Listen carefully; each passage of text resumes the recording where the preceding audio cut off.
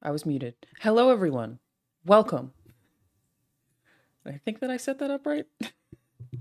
Hi, everyone. Welcome to the first inaugural um uh great debate. I'm calling it Game of the Year Awards. We're going to be having almost 20 people jump in here and argue what is the true, objective, true game of the year. Um, we're probably going to be going till like 4:30, several hours. Very excited to be here. And if you want to argue against or for somebody in chat, you are very welcome to do that. Just highlight the message and we'll be able to see it. And I can convey any questions from the chat to the people who are arguing in real time. But first up, we have Andy Cortez. Pagan, can you drop Andy in for me? It's the only one that's a little weird. Or I can drag him in myself. Hang on. Andy, you coming in? Andy? Hello? Why can't I see you? Ah, there you go. Hey, welcome, Andy. How you doing? Hi. Very excited to have you. Yes, so Andy's going first because he's making a case for his pick for Game of the Year, and then he's going to be joining me for the rest of the stream. Andy, why don't you kick us off? What's 2024 Game of the Year and why? Go ahead. Oh, you can't hear him. Hang on. Sorry, they can't hear you. Let me fix that real quick. He didn't say anything interesting. You guys don't worry about it. Rarely do. Okay, there you go. Anything You're interesting. What's my game of the year, Alanah? Hit me. Well, I mean, I can't talk to you about it unless I talk to you about the history of the lands between. The lands between and Mikola the Kind. Back in the olden days, when Abraham Lincoln was president, we talk about a time of suffering, and me, the mongrel intruder, and Shadow of the Erd Tree is the game of the year. This is all very nerdy. I just don't really feel like you're selling me on why Shadow of the Erd Tree is game of the year quite yet. But go ahead. I'm gonna let you finish. Okay, hold on. Well, you got me really thrown off. Yeah, I'm sorry about that. Sorry. Let me get back to it real quick. It's my bad. One of the bad guys is three men in a costume. And another man, this guy on the screen right there, the guy you just saw, let me rewind it. This man has a baby and it's a little hand creature. And when you roam the land of shadow, my mistake. I had a mistake in the Put that in your script. Yeah, go ahead. Yeah, one second. Embarrassing. Hold on. Really threw myself off with that. And then, one sec over here. You fight shadow men, and these jars have people's parts in them. Who could have imagined you fight a gigantic hippo? And so I feel like what I'm getting from this so far, which I actually fully agree with, is that you're a big fan of creative boss designs and enemy variety. Great enemy variety, and the man has snakes, and his name is Mesmer. The red snake. The snakes are really scary, but I don't know if you got to that boss fight. Really good one. Familiar with Mesmer, yeah. Yeah, it was a good one though. And again, let me turn off the reverb. Sorry. From Software, they basically just made a whole other video game, and it was just such a magical experience after experiencing hundreds of hours in Elden Ring to hop into the Shadow of the Erd Tree and be like, oh god dang, they just made a whole video game. I thought we were gonna get like a 10-hour experience. No way, no man. Sorry, so your argument here is that they made a video game because all the others also did that. Right, but like this shit was sick. Like, I mean, the amount of the amount of bosses and just weapon variety and enemy variety, secrets and like this guy stretched his head out of his neck. Yeah, it's just what else needs to be said. Did you mean to put the? Sorry, that was. I'm not sure if you meant to put that there. From my documents. Yeah, no, fair enough. Yeah, I mean, cool having this cool story in real time. You're used to kind of uncovering history, but here it's just all happening with you at the same time, and it's kind of a weird investigative story. And this dude, just sucks you in his hole. Like it's crazy the amount of stuff that happened in this video game. And again, the jars have people's body parts in them, which like what were they even doing to these shamans? Like just really disgusting stuff. So Yeah. Shadow the Erdtree game of the year. Wow. Andy, how do you feel about the criticism that it is actually DLC and not a game? Well, I mean, I don't think you're trying hard enough. If you're letting that be the limit, if it's all downloadable content when you think of it. So That's pretty good rebuttal. It is all downloadable content when you think of it. I unless you downloaded buy all the of those disc. games. Yeah. I don't know why Andy sounds like he's trapped in a barrel, but I also hear it, Andy, whether you sound like you're trapped in a barrel. Fuck, really? Yeah, you just sound like sort of robotic. It's fine. Oh, shit. Sorry. It's all right. It's all good. But okay. I'm trying to think of other criticisms of Final Boss too hard. How about that? How do you feel about that criticism? Final boss too hard. Yeah. Well, I mean, I think again, it's one of those here. Let me just change my mic. It's one of those situations where if you got good at the video game, and then also downloaded mods. If you bought it on PC, you could download again DLC. You could download a mod that makes the game easier. So I think a lot of people's issues with the games, you're not trying hard enough. You're not trying hard enough to get into the video game. Do I sound better, by the way? A little. It's still not great. To be clear, I'm totally on the camp of people who do not think that Erdtree is too hard. I think that it really gives you all the tools that you need to get good. They are right there. You just have to play for them. You know what I mean? I'm with you on that. That's the greatest journey, But this is an award show that has a steam, Andy. This is an award show. It's prestigious. I don't know if you've caught the great debate before. First year, we don't actually allow DLC to be nominated for Game of the Year. Oh, okay. So, all right. So you're immediately disqualified, but I'm just gonna have you hang out and join me for the rest of the show, okay? And that's our first DQ, everybody. Fuck. Doesn't make it. Sorry about that. Not allowed. It's all good. Fucking who gives a shit anyway. I think that's still green screen. I don't believe you that that's not still a green screen. Oh, I still have the thing on I still got the chroma. The chroma? Okay, now, no, he's right. Okay, I take it back. All right. Next up, we can start him a little early. I feel like he'll probably have more than 10 minutes of things to say. We have... That's right, Chad. Yeah, and you failed. We have Greg Miller. Payan, can I have... I can just drop him in. I can just drag him in. He's coming. I mean, yeah, the 5-head chat was really, really aggressive there. Hello. Welcome, Greg Miller. Hello. I have to reorganize the screen real quick. Give me a second. I'm going to present too. I have a presentation. Oh, okay, great. Okay, pop your presentation up. Okay, good. Thank you very much. All right. I practiced. Share your screen. Bam. And then this one. Bam. And then I couldn't make the address bar go away. But I think it's restricted. But if anybody tries to hack me, have at me. Go. You know what I mean? Go get. This is how it happens. It was so worth it. Okay. If you're sharing, I can't see it. Really? Yeah. Andy, can you see it? It's a Discord window for me. If you click on watch stream. Oh, okay. Hello, everybody. It's an honor to be here.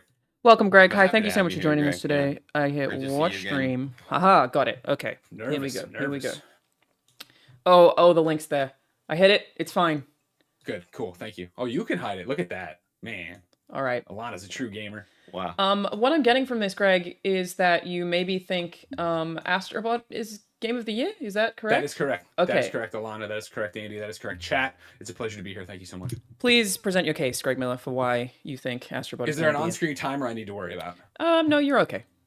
Okay, great. And then I need to, I'm not saying, don't start my time yet. Don't start my time yet. Alanah, there's been a lot of moving parts to this. So I'll be quick. Just if you object, if you're one of the other presenters and you object to my presentation, I completely understand. I have put question and answers and objections at the end. There is time for you there. Oh. I ask you not to interrupt as we go. I know that you can. I know that's allowed. I'm just asking you not to as we go. Okay? Wow, okay, good.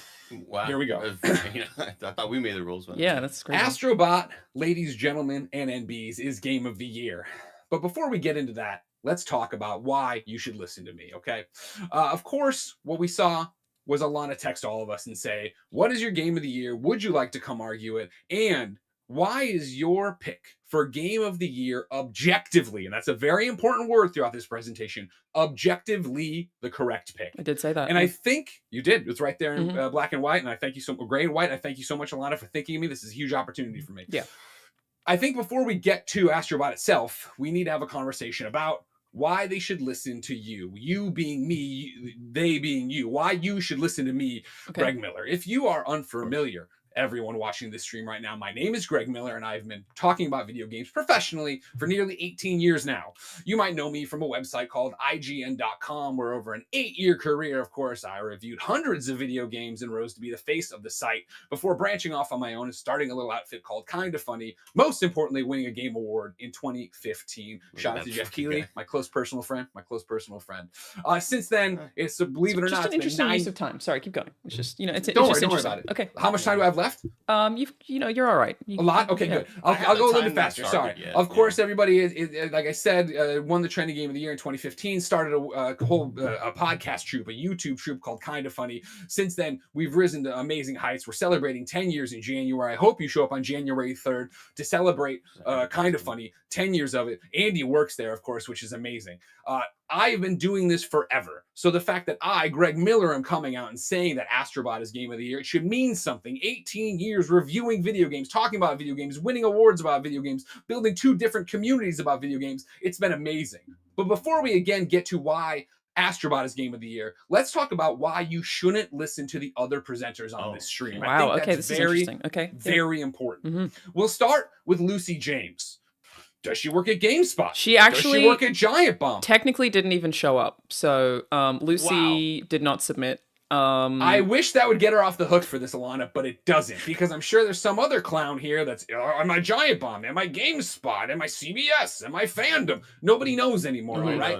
And so what I want to make sure everyone in the chat understands about Lucy James is that I lived with her, all right? And I always questioned her partner choice, but even beyond that, her legs bend backwards, and we called her horse legs. That's a real thing. Her knees work the opposite way. We call it horse legs. I urge you to as well. And then, of course, the big thing is that when she would go buy a frozen pizza from the shops, as she called it, because, of course, she's British, which means she boils everything, she'd bring the frozen pizza home, and rather than put it in the freezer, she would put it in the refrigerator until she cooked it. Think about that. A frozen pizza in the refrigerator until she cooked it. Could be that night, could be the next night. Why is she throwing a pizza? It doesn't make any sense. Yeah, it is weird. Yeah. Thank you very much. And thank you for taking notes, Poor Andy. Lucy. Yeah, this is very good. Hey, she should have thought about that before she moved in with me, all right? Roasted. Boom. Next, we're going to talk about Stella, of course. Everybody knows Stella Chung. She's going to come through today and talk about her Game of the Year. Of course, what you, of course, need to know about Stella is just recently she was fired from IGN. Are we really going to listen to somebody who got fired from IGN? Alanah, you know better than anybody. What do we do to IGN? We leave IGN. Nobody gets fired. I left IGN. You left IGN. Yeah. Stella over here. You know what I mean? My partner, my co-host for the DICE Awards. First off, Andy, start taking a list, right? Start taking a list. How many people did I get their jobs? I got Stella the job hosting the DICE Awards. That's one. Put it on there. So why should you listen to me? Without me, Stella right now a vagabond. The DICE Awards paying all her bills, and she's going to come host Games Daily and stuff soon. So don't worry about it, all right? But think about that. Remember that, okay? Thank you very much. Next, let's talk about Destin Legary, another person from IGN going to come in here, going to talk about what their Game of the Year is. At one point, Destin thought this was acceptable Dead Space cosplay. Okay? Yeah. Every time this image gets circulated, Jessica Negri rolls over in her grave. All right, she can't believe that this has happened. That somebody thought, and I know what you're saying, oh, Greg, don't cosplay shame, blah, blah, blah. Look at all the money this guy had to buy mint figures and put them on the wall. He couldn't invest in a better costume than this? Not even make a helmet? But just I mean, I assume he's, he doesn't have to be 21. Buy a 24 pack of soda. And put that over your head as at least the freaking mask. Are we allowed to curse here, Alanah? Yeah, go ahead. Jessica Negri's still alive, by the way, just to be clear. Still alive. Still alive. She's still alive. Hasn't died. Yeah, still alive. Confirmed that. Yeah. Keep going. Keep going. Let's talk about the people I employ. A lot of people I employ are supposed to be on this. Maybe they flaked like Lucy James did. Blessing still on this show, Alanah? Nope. Blessings out. Damn. And this is why nobody else will hire him and why only I have him. Next up, Gary Whitta. He's still on this show? Gary's still here. Gary Whitta, everybody, is 52 years old. You're going to take this guy's advice for what Game of the Year is? This isn't, hey, well, where should I go for my prostate exam? All right, this is, what is the video game of the year? Look at Andy, look at Alanah, look at me. We're young, we're vibrant, we're out there doing things. Gary Whitta ain't doing anything. I didn't 1,000 really- hours in Helldivers 2. Get out of here. Andy, I'm sorry. I'm actually going to take I'm going to take some slight responsibility for Blessing not being here. Is that he didn't follow up to my message and then I didn't follow up again, but it's sort of on me, that one. That's sort of my Well, here's fault. the thing, everybody. When Alanah Pierce comes a knocking, you drop what you're doing. Thank you. Is Jen able to take care of my 3-year-old son our 3-year-old son right now? No. So what did I do? Put him in the bathtub with some Hot Wheels. Here I am. All right, I'm making it happen. Okay. I'm making it happen, Captain. Making great All points. right, thank you. If you're like, oh, Greg, don't be ageist. You're kind of old too, and I'm not 50, and I'm not even 42. Just to be clear. All right. Let's remember, of course, Gary wrote After Earth. All right. So now you're going to take. Whoa. I think Helldivers is a great game. We're going to take that. We're going to take that truth. Yeah. Now, fair. You know, Andy, before you got disqualified, I didn't know. All right. So let's talk about Andy Cortez. I also employ Andy Cortez. All right. And first I was going to come at him, of course, for, hey, guess what, everybody? I'm here talking Elden Ring. It's a DLC. It shouldn't even be nominated. Alanah took care of that because she's never wrong. She's amazing. But also, let's just talk about, and I hate to do it. How Andy got the job as co-host here. All right. How he got to be the co-host of this stream. And the answer is pretty simple. Slept his way to the top. You know what I mean? It's all about who you know in this industry. There he is with Rahul. And they're a little compelling. Too close. It's A compelling. little too close, if you ask me. Next up, let's move to Tim Gettys. Okay? Tim Gettys. For about 15 years, Tim Gettys has been riding my coattails. All right? A little barnacle on the whale that is Greg Miller moving through the video game. I'm just gobbling people up, all right? Wow. And should we take Tim's, should we listen to Tim? Tim begged to be in this yesterday. Tim did not get the text from Alanah. All right. Here's how Alana's like, I need the visionaries in the industry. Hits up just about everybody at Kind of Funny. Good job not hitting up Snow Mike. That was the right call. Hits up just about everybody at Kind of Funny. Gets us in here, but she's like, oh man, Tim, I'm gonna look the other way. Until of course Tim's out there. Oh, you put me on the thing. If you didn't know, Tim claps like a gorilla. You've got 3 minutes. Moving on to Adam Cole then, okay? Everybody knows Adam Cole, right? I, of course, am Greg Miller, host of WWE. This is awesome. The #1 show on Peacock, a WWE superstar. Go to WWE.com/superstars. Adam Cole used to be a WWE superstar until they fired his ass. And now Adam Cole, so desperate for an audience, he's here. Adam Cole, go to the gym. You know what I mean? Go to a tire shop and sign for somebody. AEW attendance has reached WCW 2000 levels. Oof. Adam Cole, come at least do that or write an apology to Triple H. You can put me down as a reference. Surely Adam goes to the gym more than any of us. Yeah. I don't know about Surely. that. And then finally, I think here on the list, of course, is Skill Up. Okay? Skill Up. He's going to be here early. And I think we all know why you can't listen to Skill Up. It's pretty simple. Sorry, well, that's the wrong slide. Skill Up, you shouldn't listen to him, of course. He's Australian. And if you didn't know, this place started as a prison colony. I didn't know. For a long time, I didn't know where New Zealand was. So, like, Australia, I had to do some research on. I know about Bluey, and I was like, oh, this seems like a great show. I love Bluey. And then I look into this. Holy shit. These people, they were all criminals. It was in their blood. This is how it started for them. You're going to listen to this guy about video games? Nuh-uh. And also the toilet. You have 1 minute. minute. Greg, you've got 1 minute. Everybody else, why you shouldn't listen to them? Who the fuck are they? I just ran through everybody who matters in this thing. Wow. Who the fuck are the rest of them? So let's get back to it. She hits me up and says, what is objectively the correct pick? Objective, right? The dictionary says, in a way that is not influenced by personal feelings or opinions. There's the facts, everybody. Astrobot #1 on Metacritic right now. Elden Ring, come on, no. Astrobot #1. Elden Ring #2, nobody cares about it. #3, Metaphor Refantagio. If you want to be one of these people, guess what? That's what you look like. That's what we all think you look like right now, all right? Get out of here with Hulkenberg or whatever the hell you are. Let's talk about Astrobot, all right? A game that overcame PlayStation VR. A game that we've been championing forever. A game that's packed in with the PlayStation 5. A game that overcame all of that to come here. A game that has an amazing soundtrack. A game that has 67.92% Platinum Achievers. A game that IGN said was a 9. An amazing game, of course. A game that just won the Game Awards. A game that you should listen to because smart people who left IGN on their own volition, like Janet Garcia, Greg Miller, and of course Alanah Pierce, say Astrobot is objectively the game of the year. Wow. Finn. He mostly insulted people. Yeah. But he But like I said, sorry, real quick. That was a blank slide I left in. I apologize. We left time for Q&A and objections. We didn't. You're actually out of time, Greg. Yeah, you're out of time. Thank you so much for making that's a your shame case. for everybody who didn't say anything. You know what I mean? You look at all these people with Destin, a bump on a log. I agree. Thank you so much, Greg. They all sat there and took. Okay. A lot lot. of great points. A lot of great points, though. He made one great point, which is that the aggregate scored it the highest. A single great point, I would say.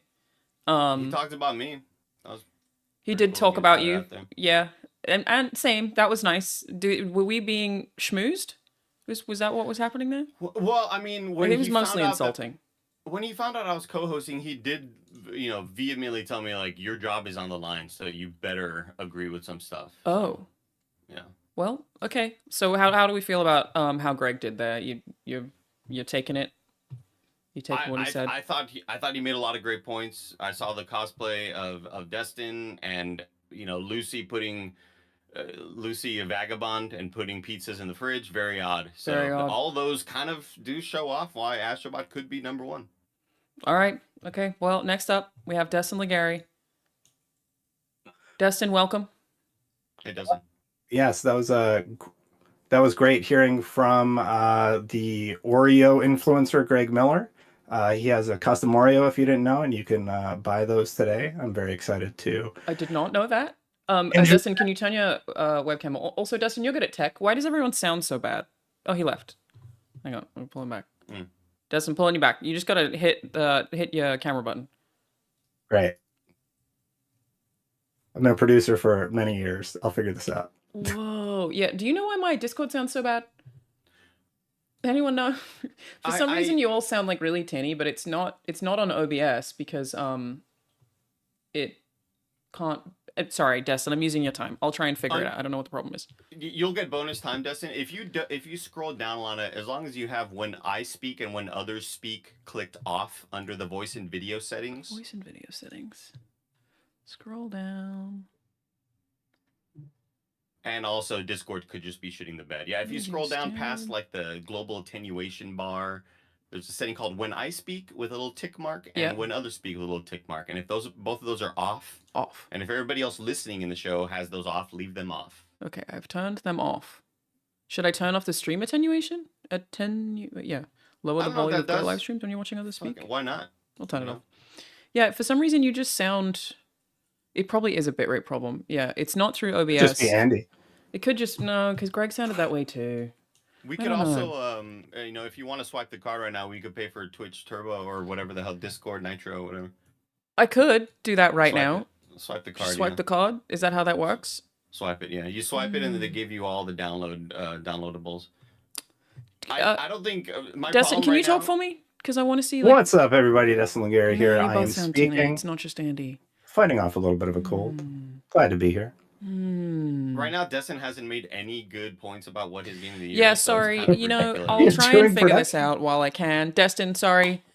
Yeah. Go ahead, Destin Legary. Welcome. What is the objective 2024 game of the year? Floor's yours. Well, I just want to say Greg was trying to discredit me, and most thing I remember him was eating a lot of Oreos. So thanks, Greg, for that. I love Oreos. Resounding so endorsement. Yeah, Oreos are great, but what does an Oreo guy know about video games? Nothing. That's why. All right.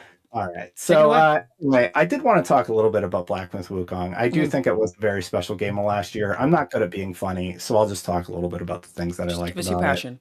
Yeah, so I have gameplay up here from somebody who knows how to play video games, not me, somebody Game Beat. But I think Black Myth Wukong kind of got a bad rap in terms of gameplay. A lot of people were like, oh, it's just a boss rush. You can't do all that stuff. But it does a good job of allowing you to craft your build however you want. You can go in and respec however you want. And I really, really like how it took Journey to the West and presented it in a way that anybody can easily digest and learn more about it if they choose to read beyond that. And I would really, really love to see more studios do things like that. Like Alanah, you worked on the God of War franchise, and I loved how that exposed us to Norse mythology and Greek mythology. And I think Black Myth Wukong did the same thing for Journey to the West. I'm with you on that.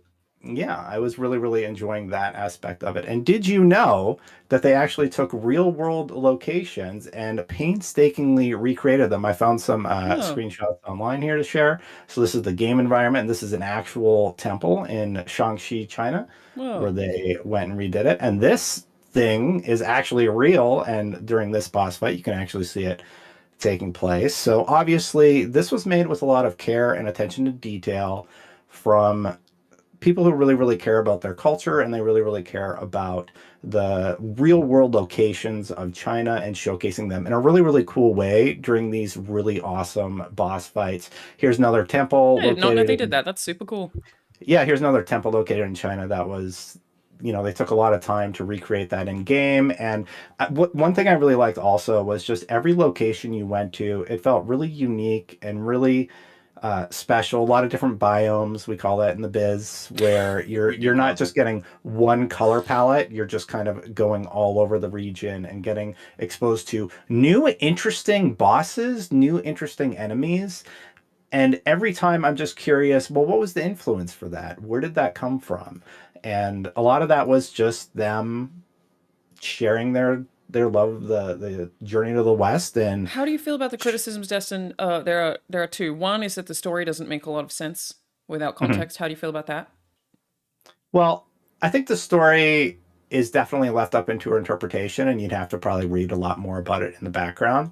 Now, the story not making a lot of sense, I think even Journey to the West takes time to be interpreted. And to me, the story that they're trying to tell in Black Myth Wukong is one, can we change the core of who we are? Can we become something greater? And one cutscene that really does a good job of illustrating that was this handcrafted cutscene about the fox and the man. And as you know, like, if you've played the game, this doesn't turn out very well for either party involved.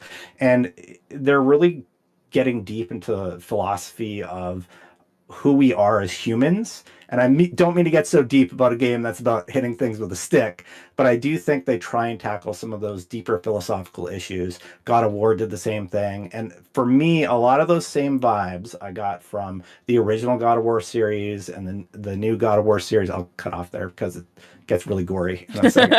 Uh, uh, were resonating for me when I played through Black Myth Wukong. Mhm. So, in terms of story, I think it's sort of left up to you to decide that for yourself. Okay, What do and you? How do you sorry, go feel ahead. about Go ahead. the combat comparisons? Because here's the thing, I'm a Souls guy. I know this Yeah. isn't a Souls like, right? But when I played Black Myth Wukong, I enjoyed everything except for the combat. I thought everything was just 10 out of 10 presentation wise. And then you actually whack that little stick against a big enemy, and it just felt really unsatisfying. Mm-hmm. And as I'm playing, I'm like, if this had Stellar Blades combat, if this had Lies of Peace, if this had really any other combat system, it may be one of the goats, but the actual action of playing the game felt really underwhelming to me, Destin. Did you play other builds? What made you feel satisfied about it? Yeah, well, you have to remember that you and I, we work covering games for a living, so we're not good at video games. That's just a prerequisite standard for everybody. Them's the And rules. yeah, that's just the rule. I didn't make the rules. This is what happens. In all Yeah, seriousness, though, yeah. I mean, um, beat I, Ornstein and Smo my first try, but yeah, go ahead. Go ahead, okay, Destin. okay. In all seriousness, though, I actually think the combat is pretty solid. It's fun. It can be simplistic, but if you dive in and actually sort of craft using the different summons that you can utilize and the different stances that you can utilize with your staff and utilize your abilities to counter and dodge and such, I actually think it's kind of simplistic. I was actually talking with Jada about this yesterday, and Jada was like, "Yeah, I actually had to." Like stop using pluck of many because it just made the game a cakewalk. So across the board, people either feel it's too simplistic or too hard. And for me, I kind of came in the middle where I felt challenged just enough, and I felt that the combat, it wasn't challenging because it was bad. It was just challenging because I needed to figure out the telegraphs of the bosses. So I don't agree with you on that particular point. My beef with Black Myth Wukong, I like the combat specifically as the level design. Yes. That one I think is one of the more warranted criticisms. Great, excellent rebuttal. I feel like I think maybe I overhyped the game a little in my head from all the trailers. Like all my reactions, I was like so sure it was going to be my game of the year. And then level design is just so important to me, and the game has so many invisible walls and so many areas that look like you should be able to explore them, but you can't. Any counter to issues with level design, Destin? Well, I don't think a game needs to be perfect to be game of the year. That is my That's rebuttal fair. for That's that. fair. And I think you could probably find shortcomings in a lot of the entries on the game of the year entries. Like one is a DLC. Final Fantasy is technically a remake, even though it was a drastic remake from the ground up. Um, And I think if you're really searching for it, in terms of not being able to explore, this is the first game that they have made of this scale. They are a mobile game development company, and they were able to make something that was really interesting. And I do hope they fix that for the sequel. But I am also a big sucker for studios that are taking their first big swing, like they did here with Black Myth Wukong. And I think that's why, for me, it sets it above the rest. And just to sort of recap what I really liked about it, I think the combat is really good. I know not everybody agrees with that. I like the I combat. love, yeah, I love how it's a love letter to mythology and lore from China that I would love to learn more about, and it makes it more digestible for the viewer. And I really, really like how it does tell the question of Wukong and his journey through To the west. defeating all these bosses to the west. That's where he His went, journey yeah. through all these bosses, but really journey to find himself and figure out, can he change his ways, or is he just destined to go one route? Make a lot of great points, Destin. I feel like it's a strong argument. I like the case that you made that it doesn't have to be perfect to be game of the year. I think my thing with Wukong, like when I take away the things I like about that game and the things I like less, is it's one of those ones that I look at and go, I feel like Black Myth Wukong 2 is going to be a fucking banger of a video game. Like and it's so impressive what they did for the studio considering like this is their first game like this. It's very cool. I just Wukong. Black Myth Wukong, can't wait. Think it's going to be a great game. If they give him a great sword, oh man, it's over. Like that's goaty. You know, if I'm not hitting things with a little stick I found in a Central Park, it'll be awesome. Maybe. I loved Assassin's Creed 1, but I think everybody would agree that Assassin's Creed 2 was Totally. when they really honed in that formula with Ezio Auditore and knocked it out of the park. So I could see that actually happening. I feel like that is such a good comparison that like Black Myth Wukong feels, this is too reductive, but like a little like a tech demo in the same way that a first Assassin's Creed did.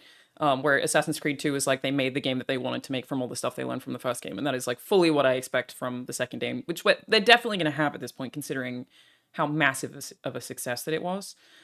Oh yeah, it was huge. Yeah, well deserved. Great debut from a studio. Thank you for your time, Destin. We appreciate you being here to represent Black Myth Wukong for 2024 Game of the Year. Thanks for having me. I'm actually going to leave the call real quick, Andy. You stay on. I'm going to see if it fixes Discord. Oh, I was going to reset my camera as well to go to a different resolution and see if that helps out. All right. We'll both technically, I'm still going to be here, chat, but I'm just going to disappear from this call.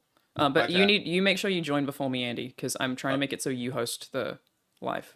Ah, okay. Good call. Let's give it a shot. I'm still here, everyone. Hi. Hey, everyone. Alanah Pierce here. Trying to figure out issues with the microphones. This is my background. It's Cyberpunk. You love to see it. How's chat? How's everybody feeling about the current nominees? So far, we've had Elden Ring, which I disqualified because I don't allow DLC in my award show. We've had Astrobot, and we've had Black Myth Wukong. How are we feeling, chat? Thoughts?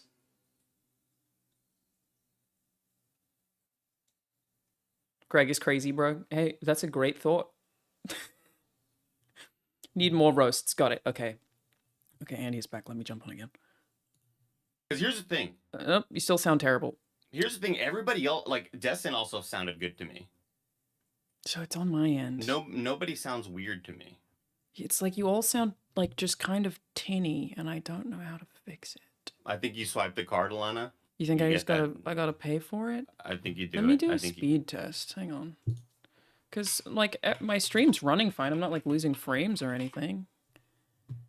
Do you maybe have like different sound sources coming in from different spots? No, and the reason I know it's not the sound source is because it sounds like this in my headphones as well. It's not just on the stream, so it's just for me. Okay, I've never upgraded Discord before. Where do I do that? Discord Nitro I think should be in. Oh, it says 1 month free settings. But I have stream. Swipe it. Let's do it. We're gonna turn this off real quick. Just get rid of that, and then let me make sure that this isn't messing with anything. Okay. But you know. Hang on.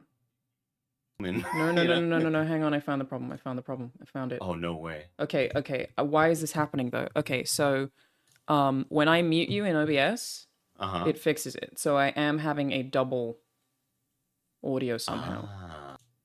So how do I fix that though? Why would that be happening?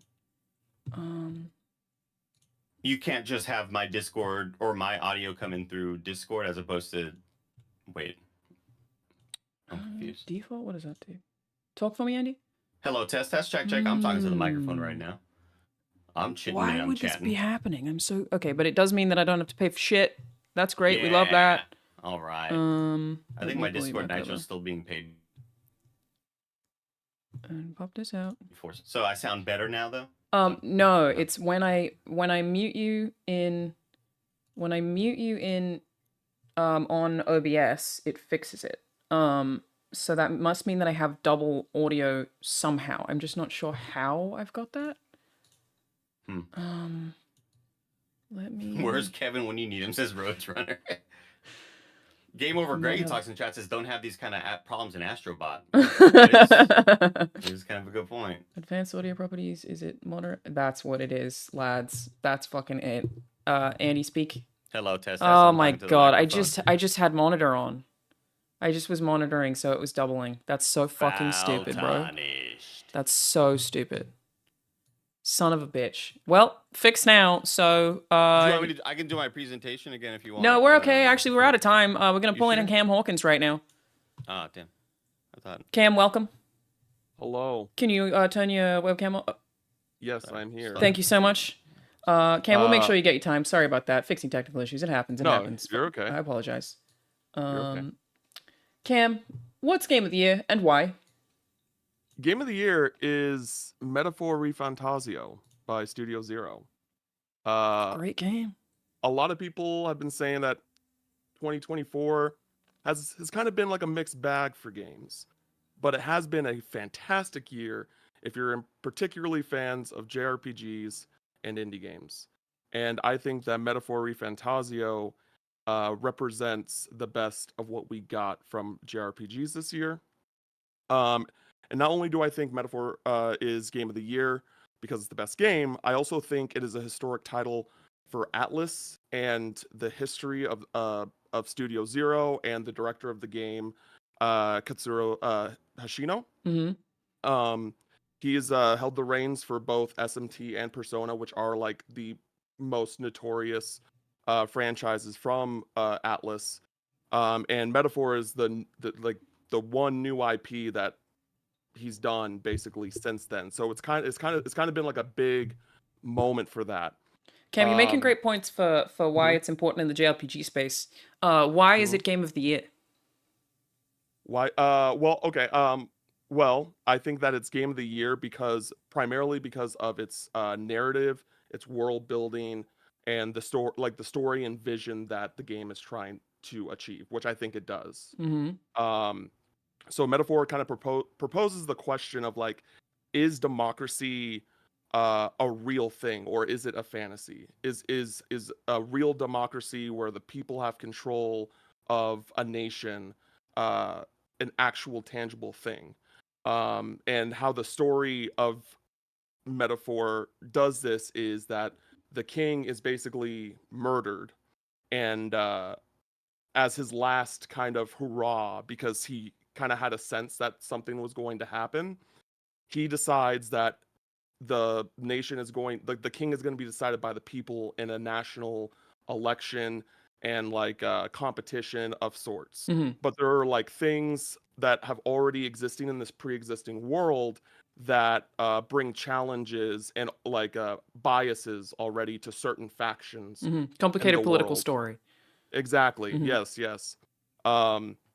And what's really great about this is one, it makes you like it simulates racism in the game as the player, because there are all these different tribes that are more or less human form, but each tribe has like a specific animal trait. Like one tribe has like kind of like bull horns, and then like one tribe has like wings, like eagle wings. Mm-hmm. But then you play as an Elda, and an Elda is like a normal human, what we know as a normal human. The nasty Elda are coming in here to our country. And early in the game, you can go into certain shops, and you're immediately told you cannot shop here. Get out. And this is a positive. For the story that it's trying to tell, yes, I think so. I play Yes. games to escape real life. You know, keep these politics out of my Shut up, games. Andy. And Who asked you to be here? And I primarily play games nowadays, at least single player games, because I want to be told a really incredible story.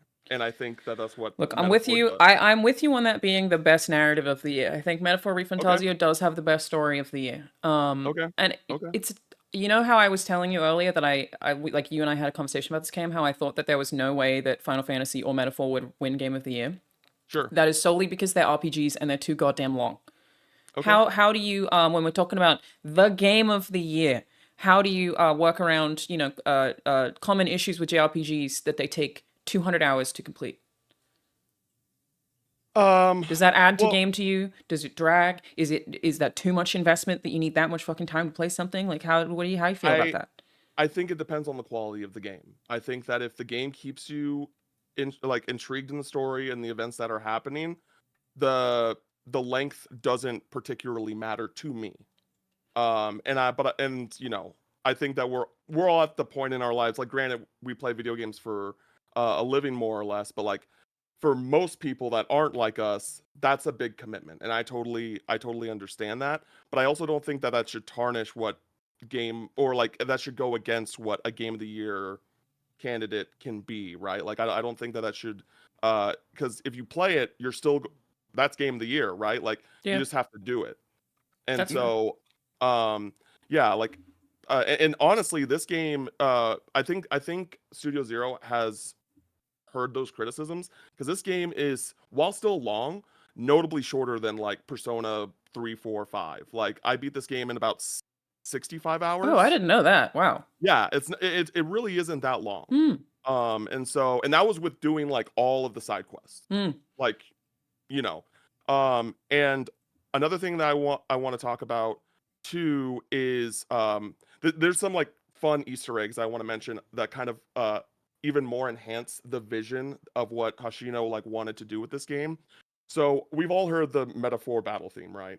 Yes. The chanting that the monk does in the song is an actual language called Esperanto, and it was a language created specifically that everyone could learn, that was simple and easy to learn. Wait, do you mean created for the game? No, in real life. Oh. In real life. Yeah, and so it adds to this like idea of equality, like regardless of race and tribe, and there's even like, I don't even know if it's intentional, but there are like I noticed some like parallels between like the Israeli Palestine conflict, the historical conflicts, where there's like, you go to this town and they're like, oh, this commanding like religion of this nation and this other tribe called the Mistari were like, they like coexisted, and they were like, you know, they shared this city, and then once this other religion like kind of took over,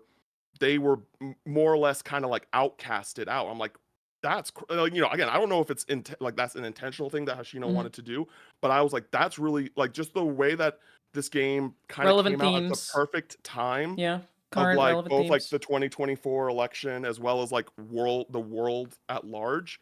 I think heightens the quality of the game for me and the story and what it's trying to do. And I also think that just in the JRPG sense, you know, not full game of the year, but JRPG sense, I think it subverts a lot of JRPG tropes. As someone who plays a lot of JRPGs, I can get really tired of. Like in before you even hit the main menu, you get a cutscene where you see the villain kill the king. Like you know who the bad guy is, and I think that, you know, his name's Luis. I think Luis is like not only one of the best JRPG villains of like the past decade, I think he's one of the best video game villains of the past decade. And he's, yeah, I want to shout out that and his voice actor's performance, and the performances throughout the entire game. I just really think that the writing, the combat, the archetype system, where you have all these different ways of like building your team, instead of like having, in Persona, you have the one character, the main character, that can have like all these options, and then everyone else has one persona. Everyone has like the ability to change and shift around. And so like I'll have conversations with someone like, oh, like Hulkenberg, who's like supposed to be kind of like the knight that takes the hits, that's like the tank. Oh, she was my healer. I'm like, why did you do that? Like, and you have those conversations of like how you approach the game differently. And JRPGs have a certain level of expressibility and flexibility when it comes to gameplay, but I feel like this game has a even like it's like heightened it with the archetype system. And there's very little times throughout the game where I felt like I had to change to an archetype I wasn't using to beat a certain boss. And even then, those bosses were like optional. It wasn't like main story stuff. Andy, did you have a question? Yeah, go ahead. It takes a lot for me to get into a JRPG, especially when it comes to turn-based combat. Never really been my jam. Metaphor ReFantazio was one that got me in for 12 to 13 hours that, shockingly, this is one that I would maybe put an hour into and say, okay, that's good for me. I'm fine with it. I do agree with Cam that I think the story is phenomenal. I think if this won overall game of the year in any award show, I would be completely fine with it because I see it and I understand. I agree. it. I can't argue against this one at all. It's such a strong But contender. you can't date anybody. What's up with that? You could do that in Persona, I've heard. Why can't I have a little girlfriend in this world running around? It's kind of crazy. So, really, they're really not thinking about me, you know? Fair, yeah. Thank you for joining us, Cam. You're out of time. Great case you made there. I'm with you. It's relevant. But maybe too woke. So, gotta consider that. Yeah. Game too woke. All right. Thank you. Yeah. Bye. It's a really good game. You know? And it's one that legitimately I booted up again last night on the Steam Deck. Now, here's the thing. It winning Best Art Direction, I think the game personally looks like dog shit. I think the direction of what they're doing looks good. Andy, but what? I think the game looks like shit. Like, I think the game is ugly as hell. I'm sorry. I don't like the shaders. I don't like the weird kind of... Now, you go open the UI and you're like, this is the best looking video game of all time. And you go back into the little dude running around the city. It's like, I just don't like what they're doing there. That's I just was not a fan. All right, well, now that's done. Jesus Christ, what a take. Yeah, looks like Gary Whitta, welcome. Hello, I thanks can for hear having myself in your back. Also, you have to turn your webcam on for us if you can. me. It should be on. You have to redo it when you join the live. Annoyingly. Okay, how about now? I can hear myself echoing a little though. Hang on. Okay, yeah, because my headphones aren't working. Let me try to... I know you've been having some audio issues. I'm happy to add to them. Strike a point, yeah. I mean, we Hold won't on a really be second. talking much while you're presenting anyway, so it's fine. That's true. I tend to talk over everyone anyway, so... Yeah, for some reason, Discord's not picking up my headphones. I don't know why that is. It happens. It's all good. Is it going to be a real problem? Nah, I don't you'll be hear fine because myself we anymore. weren't. I've tried also turning same. them off and on again, and I don't have any more ideas. I'm also not hearing myself anymore. So you're good. Gary. Okay, all right, good. What's game of the year? Go ahead. Helldivers 2. Why? Because it's the most fun I've had playing a game in many years.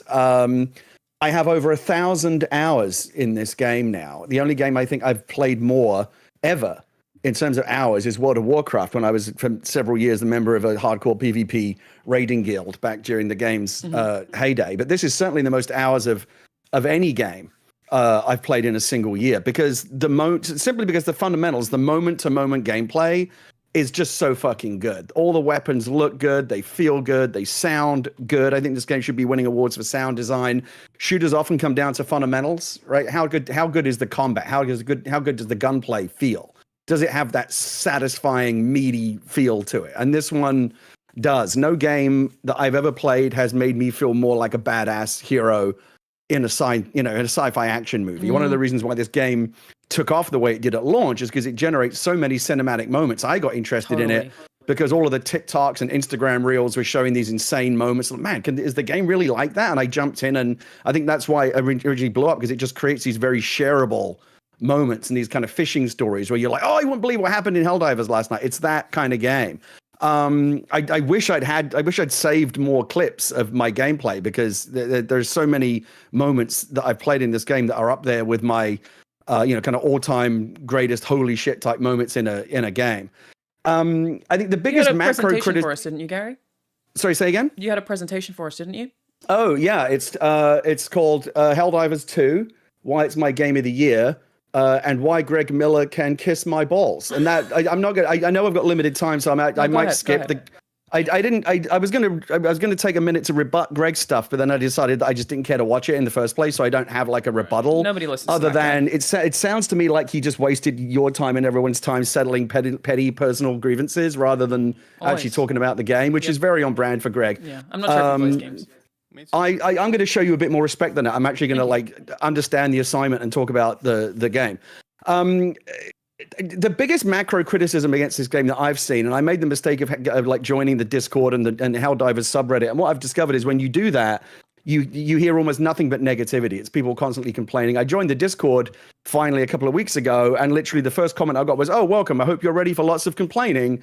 And like it was so negative and so unlike my own experience of the game that I just decided to I just quit. Like I left the Discord and I don't really hang out in the community forums anymore. I just play the game. But the biggest macro criticism against the game, if you hang out in those communities, is that the gameplay is very repetitive. Like you're doing the same stuff over and over.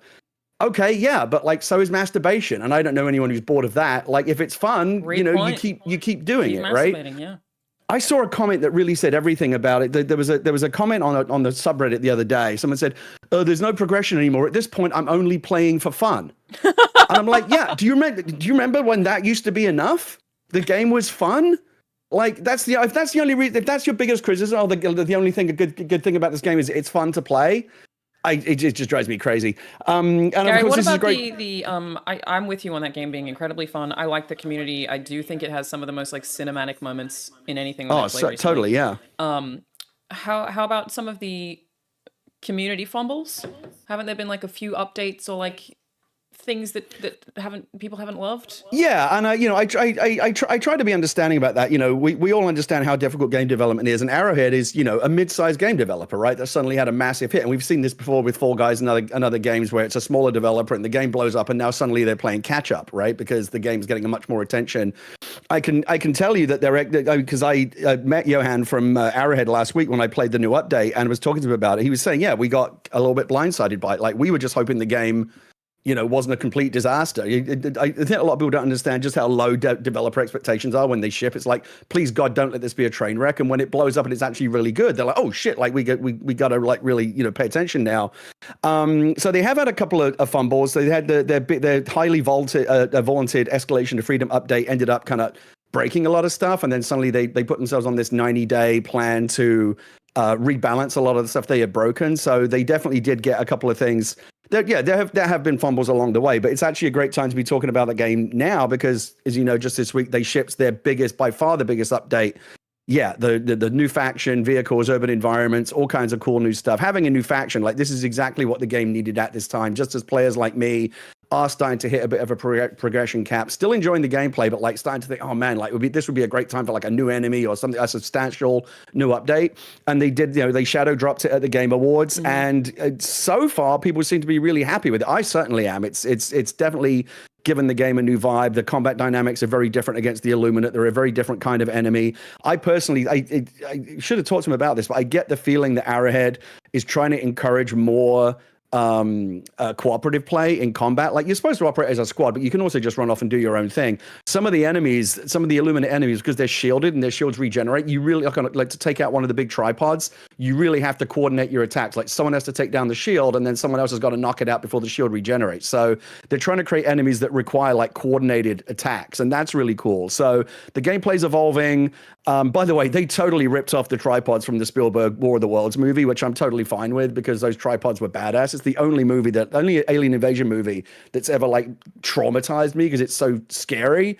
And they, remember that horrible sound they used to make? They ripped that off. They ripped it all off, just like they ripped off the bugs from Starship Troopers. And I'm totally here for it because it's really, really fun. Interesting. Your case for Game of the Year includes rip-offs that you yourself brought up that they ripped some shit off. Tributes, homages. It's all how you. It's all in the phrasing, Alanah. I think the most impressive thing about Helldivers, Gary, is that the style of multiplayer game it is. When me and Greg went to preview it, I was like, "There's no way this game's gonna be anything special. It's gonna come out, and that's about it." And then once you're in there, the magic was just incredible, right? Oh yeah. And we talk about games capturing the moment. It was really this game, something like Tears of the Kingdom, Elden Ring, Baldur's Gate 3. it's rare for a game like this to kind of capture the internet by storm. Mhm. And that's where it gets a lot of extra points for me. When I think of a game like Alien Colonial Marines or any of these sort of multiplayer team up with your squads and just shoot enemies, a lot of them can kind of start to look very samey. Helldivers had the sauce. Agreed. I think Gary's messing with his audio, which again, not a great sign. I'm for Helldivers learning 2. I'm learning to mute when you're That actually talking was so that very I can helpful, hear you, thank but you. the chat doesn't. That was very helpful. So if your main argument for Helldivers, which again I don't disagree with, is that it's really fun and feels good, what makes it more fun and feel goody than Astrobot? I mean, I think that's a little bit apples and oranges. I think they both are equally fun to play and ingenious in their design in different ways. I'm not necessarily. I think game of the year arguments are a bit silly, to be honest with you. I'm happy to be here, Alanah, because you're my friend. I'm happy, and Andy, and like this is fun for me to talk about Helldivers. But I just want to make clear, I'm only here to say that this is my personal game of the year. I'm not trying to impose this on anyone else. Too bad. It's a great debate, Gary. You're telling me why it's the objective truth. You're fucking here, so you're doing it. All right. It's like your mileage may differ. It's like the stupid arguments on the internet where people argue like, what's the best way to eat a grilled cheese sandwich? Oh no, you're doing it the wrong way. The best way to eat a grilled cheese sandwich is whatever fucking way you want, and like mind your own business. Let me eat mine the way I want to eat mine. If your game of the year is Metaphor Fantasia or Black Myth Wukong or Astrobot, I'm very happy for you. Mine is Helldivers too. I'm not trying to impose my view on anyone else. I'm telling you what my personal favorite is. All right. Thank you so much for your time, Gary. Helldivers too. I love that. Bye, Gary. Great. Really, a lot of interesting points there. I thought my game of the year ripped other things off, and him listing what was ripped off. And it's not objective; it's just my pick, bro. Some interesting arguments made. And also, I don't even like talking about this stuff. It's true. I don't even want to be here. I'm just here because you're my friend. So yeah, not huge points made there for Helldivers, unfortunately. Maybe we take a couple. Black Myth Wukong, though. Hey, Greg didn't object. Greg, you're still he's in the chat. Greg, you are welcome to throw an objection in at any time. You just got to do it in the Discord. You're welcome to object. He's been objecting quite a bit. Gary says in the chat, "This is bullshit." All right, we have Rihanna ready. Let's do it. Hello, turn your webcam on for us. You have to redo it when you join the. Got it. Give me just a sec here. There I am. Hello, Ree. Hi. Rihanna, welcome. What is your game of the year and why? My game of the year is Dragon Age the Veilguard. I haven't even played this game, so take us away.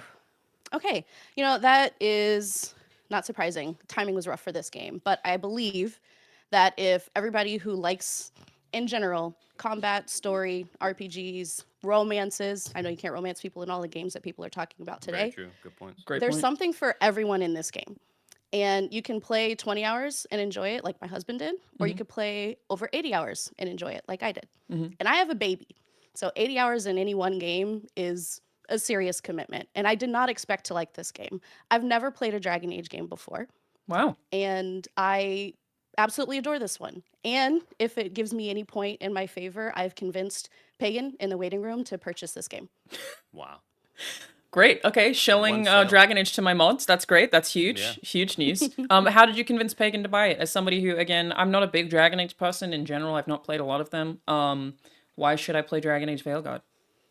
Like I said, there's something for everyone here. So if you are interested in any kind of game where you can impact the world of the game that you're inhabiting, it is very, very respectful of your choices. Your choices have consequences. There are actual stakes. Characters that you know and love and play most of the game with can die.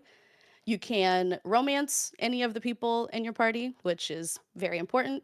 Like if you want to bone a skeleton dude or a demon, you can do that. I do. You get a pet griffin, which is adorable, and it flies cute. around and does stuff for you. And it also makes it really approachable if you need to take a break or if you go away for a while. You can come back and you know what you were doing. You know what buttons do what. It doesn't take you a long time to get back in the swing of things because it can be a longer game. But if you want to just power through it, you can and see how you do. You can up the combat if you really like beating your head against the wall and feeling that moment of triumph. Or you could take the difficulty down a little bit and just play for mostly story, which is what I did.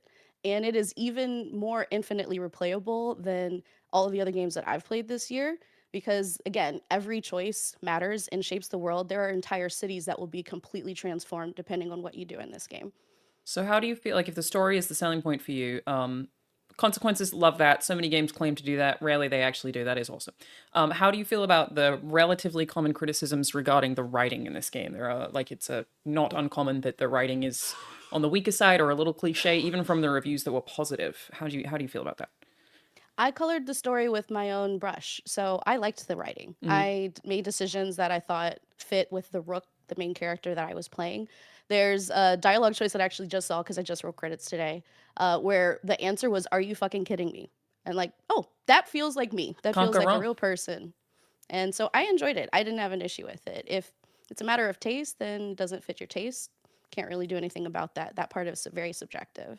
I'm trying to come fair. up with a combative question for Ree, but here's the thing with Dragon Age and me. 80 hours through the game, or 50 hours through the game, I'm like, this is an 8 out of 10. I'm having a good time with this. And the final hour and a half to 2 hours, it's like, holy shit, this is really, really, really damn good. So I think Ree makes a great point. I think she probably wins this whole competition. It's a great time. Wow. Yay. Well, Yeah. so we're done. All right, pack it up and go home, everybody. I had a lot more arguments ready. Wow, this No, is go exciting. ahead. What else you got for me? Well, I really like that. Like I said, it's very approachable, but if you want more combat, like if that really is your thing, you can make it harder. Like you can make it so that the characters you choose to run around with are going to impact your win-loss ratio for each fight you go through. You can really dig into the detonation system, which is combining different powers and moves with your party members. And if you choose to push through a little bit quicker and you don't actually max out every single side character in the Veilguard storyline, they're at higher risk for losing a couple battles here and there towards that really exciting ending that Andy mentioned. Yeah, So there are everybody ways died to make for it me. more risky. Yeah, I had one person die. I had everybody die, including myself, and legitimately was like, that's kind of cool.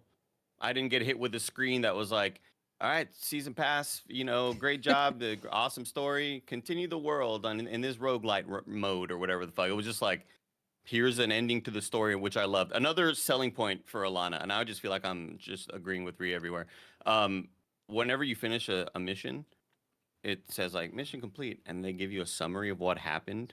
And I'm just like, wow, that's great for me. No, For that someone is like cool. me who tends to zone out every once in a while, really, really nice selling Yeah, or point. if you're playing stuff really far apart, like Ree said, that it's easy to pick up, that's actually a really good feature for an RPG.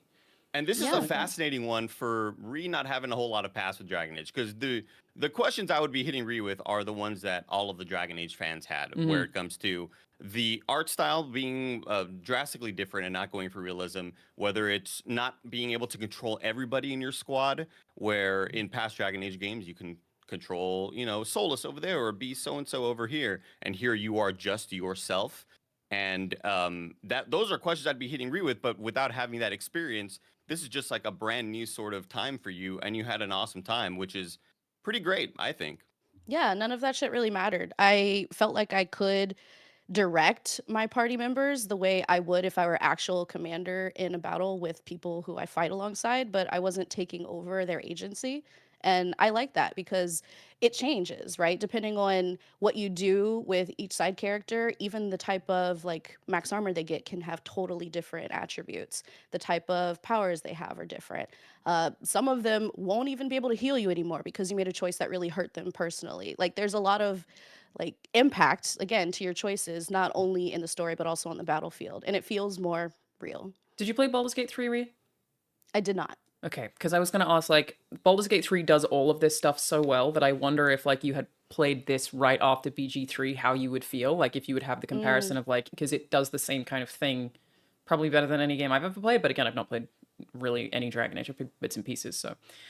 An interesting perspective. What I'm learning here today, Andy, is that when people make cases for their personal game of the year, it's actually very hard to argue against anyone, for any reason, because you can just fucking like the thing you like. Who'd have thought? Weird. Crazy. Like maybe Elden Ring Shadow of the Earth Tree should be nominated. No, when you're- that's actually fine. Ree, do you want to host? I'm thinking I'm going to kick out Andy. I'll stay in. Yeah. Thank you for joining us, Rihanna. Appreciate your nomination for Dragon Age Veilguard. We'll see you next time. Bye, Ree. Thank you. It's a good game, Alanah. I just threw her in the miscellaneous chat with Gary. Love that. There's something so funny about just being like, and here's Gary Whitta. Go talk to Gary about Helldivers. He's still in there waiting for someone to join him so he can yell about Helldivers.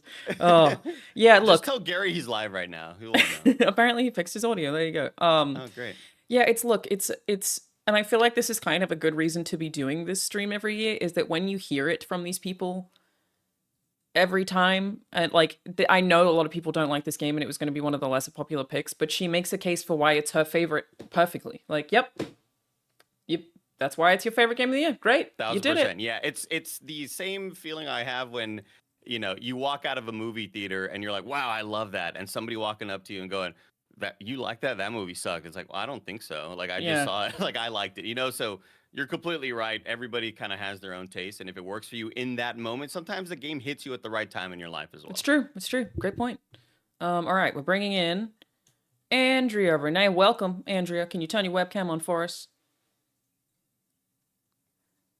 Hi, Andrea. Yes, I can. I was muting the stream. Thank you. Not pulling So a Gary. Yes, no. Oh, she's gone. Oh, she's gone. Bye, Andrea. You left. I pulled you back. There you go. there she's Welcome. Hello. I didn't mean to leave. That was an accident. Andrea, what's your game of the year and why? My game of the year is none other than Balatro. That's right. It should be everybody's game of the year, Alanah and Andy. It's one of the top picks, man. It's you've got one of the spiciest ones, hard to argue against. But for anyone who's not familiar, why is Balatro your game of the year?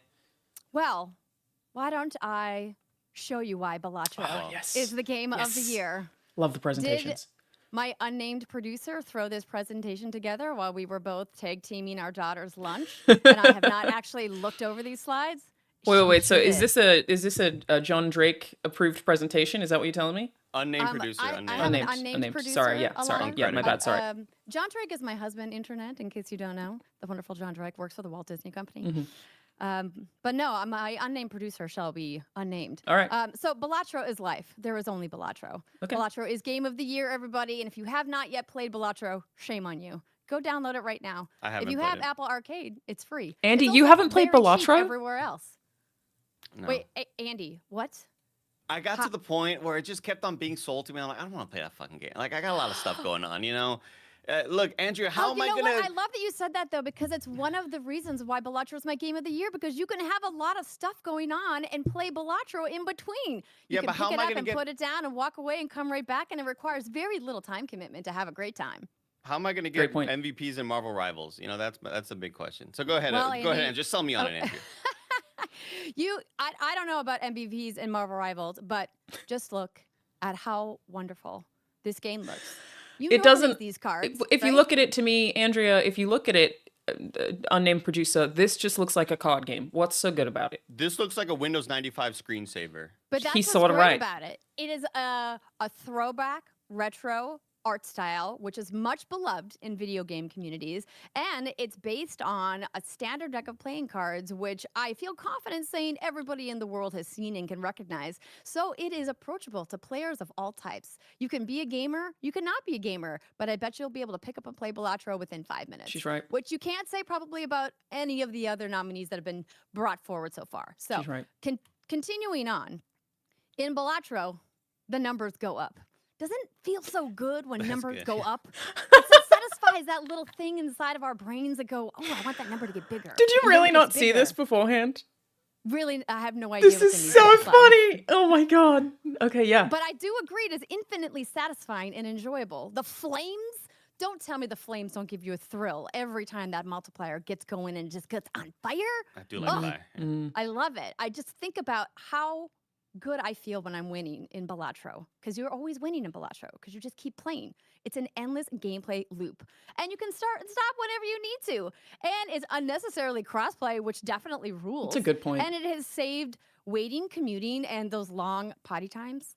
Come on, guys. If you're parents and you have to sit outside waiting while your kid is singing ABCs for the 15th time, and you're like, please just finish peeing, you can easily whip out your phone, start playing Balatro. She's right. Or your Steam Deck if you have it handy, because it's there too. Oh, or maybe your Nintendo Switch. You can play Balatro almost anywhere, everybody. A lot of people in Another chat reason are why just it's game of now the year. finding out that it's crossplay. I also love the note there that it's unnecessarily crossplay, which is so true. It is unnecessary that this game is crossplay. How great. Wait, what? It's- So you play against other people? What do you mean? No, you don't play against other people. You play against yourself. So it's like a cross save type of thing, or Yeah. you know? Yeah. Oh, Cross gotcha, save is okay, right. gotcha. Yeah. So maybe that was a typo. We'll just keep moving. We knew what on you meant. through We the knew what deck. you meant. John Drake. Disney's gotten to his head. It's the perfect blend of controllable and random. It's a game of chance, but also a game of skill. It's easy to learn, but hard to master, which makes it so much fun for players of all kinds to really dive in. You can do custom decks. You can do endless runs. You can do challenge modes. You can go on a hunt and search for the weird legendary jokers that for some reason you just can't find because they're hiding in that one run that you just are ignoring because you don't want to play with those conditions. But what a challenge for you as a player to be able to always be chasing something. There's lots of stuff to unlock, and that's what's super fun about this. And that's what you look for in a game of the year, right? You don't want to just play it and then it's done. And then what? You got to go back and play the same thing over again? I mean, that's cool, I guess, if the base game is fun, but in Balatro, no two runs are the same. Right? True. Infinite replayability at a low cost. What a deal! Right? Thanks, Andy. I'm telling you, Andy, if you have not, and you have not, you just admitted it. You got to do it. Anyone can enjoy it, and it's a new forever game. So what's a forever game? You may be thinking to yourself, it's a game you can literally play forever because it changes every time you play. You can pick it up and put it down and come back to it. And it's the game that I personally have been coming back to the most this year because my brain has been a little fried. 2024 was a rough year, everybody, for a lot of reasons. But you know what's not rough? Yeah, it's Plain Balatro, because it doesn't require intense amounts of memory, which combos I need, which build I'm working on, which gear I have to chase. Where was I at in the story again? I'm like how many hours deep? I don't even remember how to do the combat with my teammates. You don't need to worry about any of that. You can just pick it up and play it and then put it down and come back whenever you want. And you're never going to forget how to play. Right? It's just so She's good, right. you guys. Andrea, Is there a battle pass? It's not monetizing. Yeah. it is not monetizing, but how do you feel about the What is this? what is this Silent Hill? One guy. Isn't that amazing? All bloat, no bots. That's what's the best about it. This It a is game very that you cool. Come in, it's streamlined, and what an amazing story about a game made by Local Funk and the things that it does for young up and coming developers who say, I want to make a game, and they can look at a game like Balatro and go, I could make that by myself. Like I could do that, and I could, win a game award at the Game Awards. Right? That's true. That's inspirational for a lot of upcoming game devs. These are Definitely. great points. How do you feel Exactly. about the fact that it maybe is like gateway drug to get kids into gambling? Andrea, you're a mother. You know what's really funny about you bringing that up is that I found out about Balatro when I was guesting on Kind of Funny Games Daily with one blessing, Adeoye Jr. And we were covering this story about how the game got delisted because it was inaccurately labeled a gambling game when it's like there's actually no gambling in this game at all. You can't give the game money for tokens or anything in return. There's no microtransaction system. It was just a mistake. But it led to this interesting conversation of, does it encourage gambling? And I would say no. I would say instead it stimulates your brain. It encourages you to use your muscles inside your head instead of, maybe in your fingers or other parts of your body, and to really do some of those brain activities that we sometimes forget to do when we're endlessly doom scrolling. Big know brain what? moves. You're Yeah. kind of selling this to me as like the equivalent of doing a Sudoku in the morning or a Yes. crossword. Oh my God, that's wow. a great example, Totally. Andy. The That's Wordle. That's it. Yeah. Just open up your Balatro on whatever device is convenient for you. Play for a couple of minutes or, 20 minutes, however long you've got in the morning you've allocated for your me time. The accessibility is stimulated. huge. It is huge. Very accessible. Very accessible. You can play it anywhere. Do you have any more slides, Yes. Andrea? You have a minute left. This is the final slide. Great. No other game is Balatro, and Balatro is game. Therefore, Balatro is game of the year. Compelling. He's made a lot of point with his mystery. Someone has producer. made a good point. Yeah. Yeah. Yes, my unnamed producer. I want to say that I just love how many different Jokers there are, and also a good Game of the Year contender, and the Game of the Year winner, is a water cooler game as well. It had such a fun moment. Yeah. I stumped with the executive producer of the Game Awards, Jeff Keighley, many times over the years to do a trending game of the year. The game that people talk about might not necessarily fit into other categories. It might not be like the coolest game or the most well-made game, but it was a game that everybody was playing and talking about for whatever reason. And it's so awesome that Balatro fits in both of those. It also Everyone was talking about it, and it is a really well-made game. It had even a second resurgence amongst the normies who watch the Game Awards because they want Spider-Man to win or Call of Duty to win, and they go, "What the hell is this Balatro game? Why is it?" Yeah. And then they had a second moment of like, "Oh wow, I'm addicted to Balatro now." So this does seem like the game that crosses most of the boundaries. Where if you try to tell somebody who's really into NBA 2K to play Metaphor Refantasio, they'll be totally like, "No thanks," and vice versa. But this does seem like anybody can kind of, play it. Everybody's and video enjoy it. game. Yeah, except Literally for mine. everybody. If you know anything about a traditional 52 card deck, then you can play this game. And even if you don't, it's okay because it's mostly just matching letters and numbers. Like you don't even have to know, that the phase cards are what they are in traditional poker hands, but it'll help. But the game will teach you that too. It's super easy. You could also just play with the numbers for a while until you get the hang of it. I just like how approachable it is. And I enjoy card games. As somebody who grew up in the winters of North Dakota, my family played many, many, many different card games over the years, especially at the holidays. And so I was really gravitating towards this game right away. Now, I hate roguelikes for the most part, but this doesn't feel like a roguelike. And I think it does such an expert job of blending easy to pick up gameplay with that really infectious, high difficulty skill level that you get in other kinds of roguelikes. And for that reason, I think Balatro is Game of the Year. Thank you so much, Andrea, for nominating Balatro for your Game of the Year. We appreciate you being here. Hey, thanks for having me, guys. Where did Andy go? Thank you, Andrew. Sorry, I'm still here. My OBS kind of freaked out. All right, cool. All right. See you later. Bye. Bye. I'm still here talking. I'll be right back. Balatro! We can't count that. We can't add that to those points don't count. I agree. All right, bringing Lawrence in. Lawrence Sonntag, hello, welcome. You want to turn your webcam on for me? I'd love to. Thank you so much. There she is. Hello. Hello. And hang on, real we'll quick wait before till Lawrence Andy gets gets back. started, I need to turn my camera on. Yeah. Real quick before Lawrence gets started, she says she hates roguelites, and that's at least negative 14 points. So I'm just gonna mark that down. That's fair. Yeah. I overheard some of it. It was an awfully good pitch, I have to admit. It was, but they all have been. This is actually going to be way harder than I thought, in that every single person convinces me, and I go, "You're right. Great point. That is the Game of the Year." But Lawrence, what is yours and why? Yeah. Luckily, that conflict will soon cease because I'm about to tell you about UFO 50. Great. UFO 50 is marvelous. It's a game about the past, the present of games, and let me tell you, it's your Game of the Year 2024. Wow. Why is that? Oh, A lot of confidence. I like this. Yeah. Well, I played a lot of games, Andy. I know He a is the thing or two quintessential about gamer. them. Shit. Been around a minute. Yeah. I know. Let me tell you why UFO 50 is your Game of the Year, because it's a game of games. It's got value. 50 full games crossing every genre you can think of, including a lot that weren't around when this game is styled, which is a point I'll get to in a minute.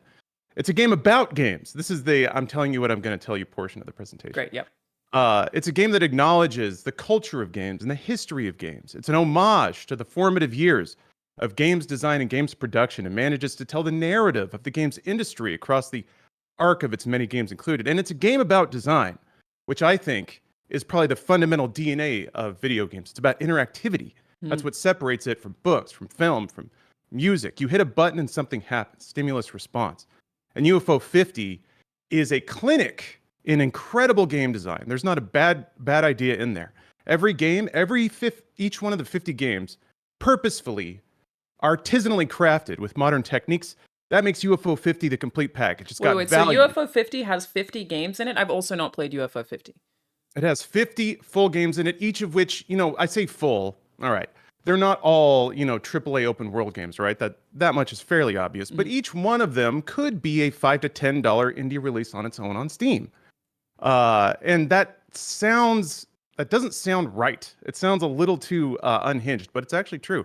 I've been chipping away at UFO 50 for the past 2 or 3 months, a little bit every night. And I am about like a fifth of the way through it, clearing the games. Oh, sorry, but they're all Lawrence, did really you have a fun. presentation? Yeah, am I not screen sharing it? No, Oh no, my no, no, gosh. you're not. You're not. Sorry. You hit screen share, and Whoops. then I have to hit watch stream. Sure, let me do that. Minus 20 points.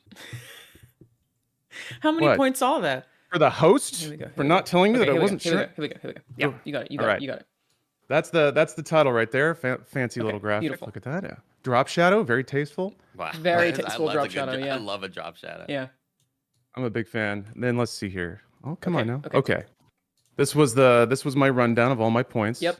The over arc. Okay. Game of games, game about games. Yeah. Exactly. Yeah. All right. UFO 50 is a game of games. It's got every game is in a substantially different genre, and they're all executed extremely well. You've got like a first-person dungeon crawling. You've got puzzle games for kids. You got sports games. You got beat 'em ups. You got platforming. You got strategy. You got driving.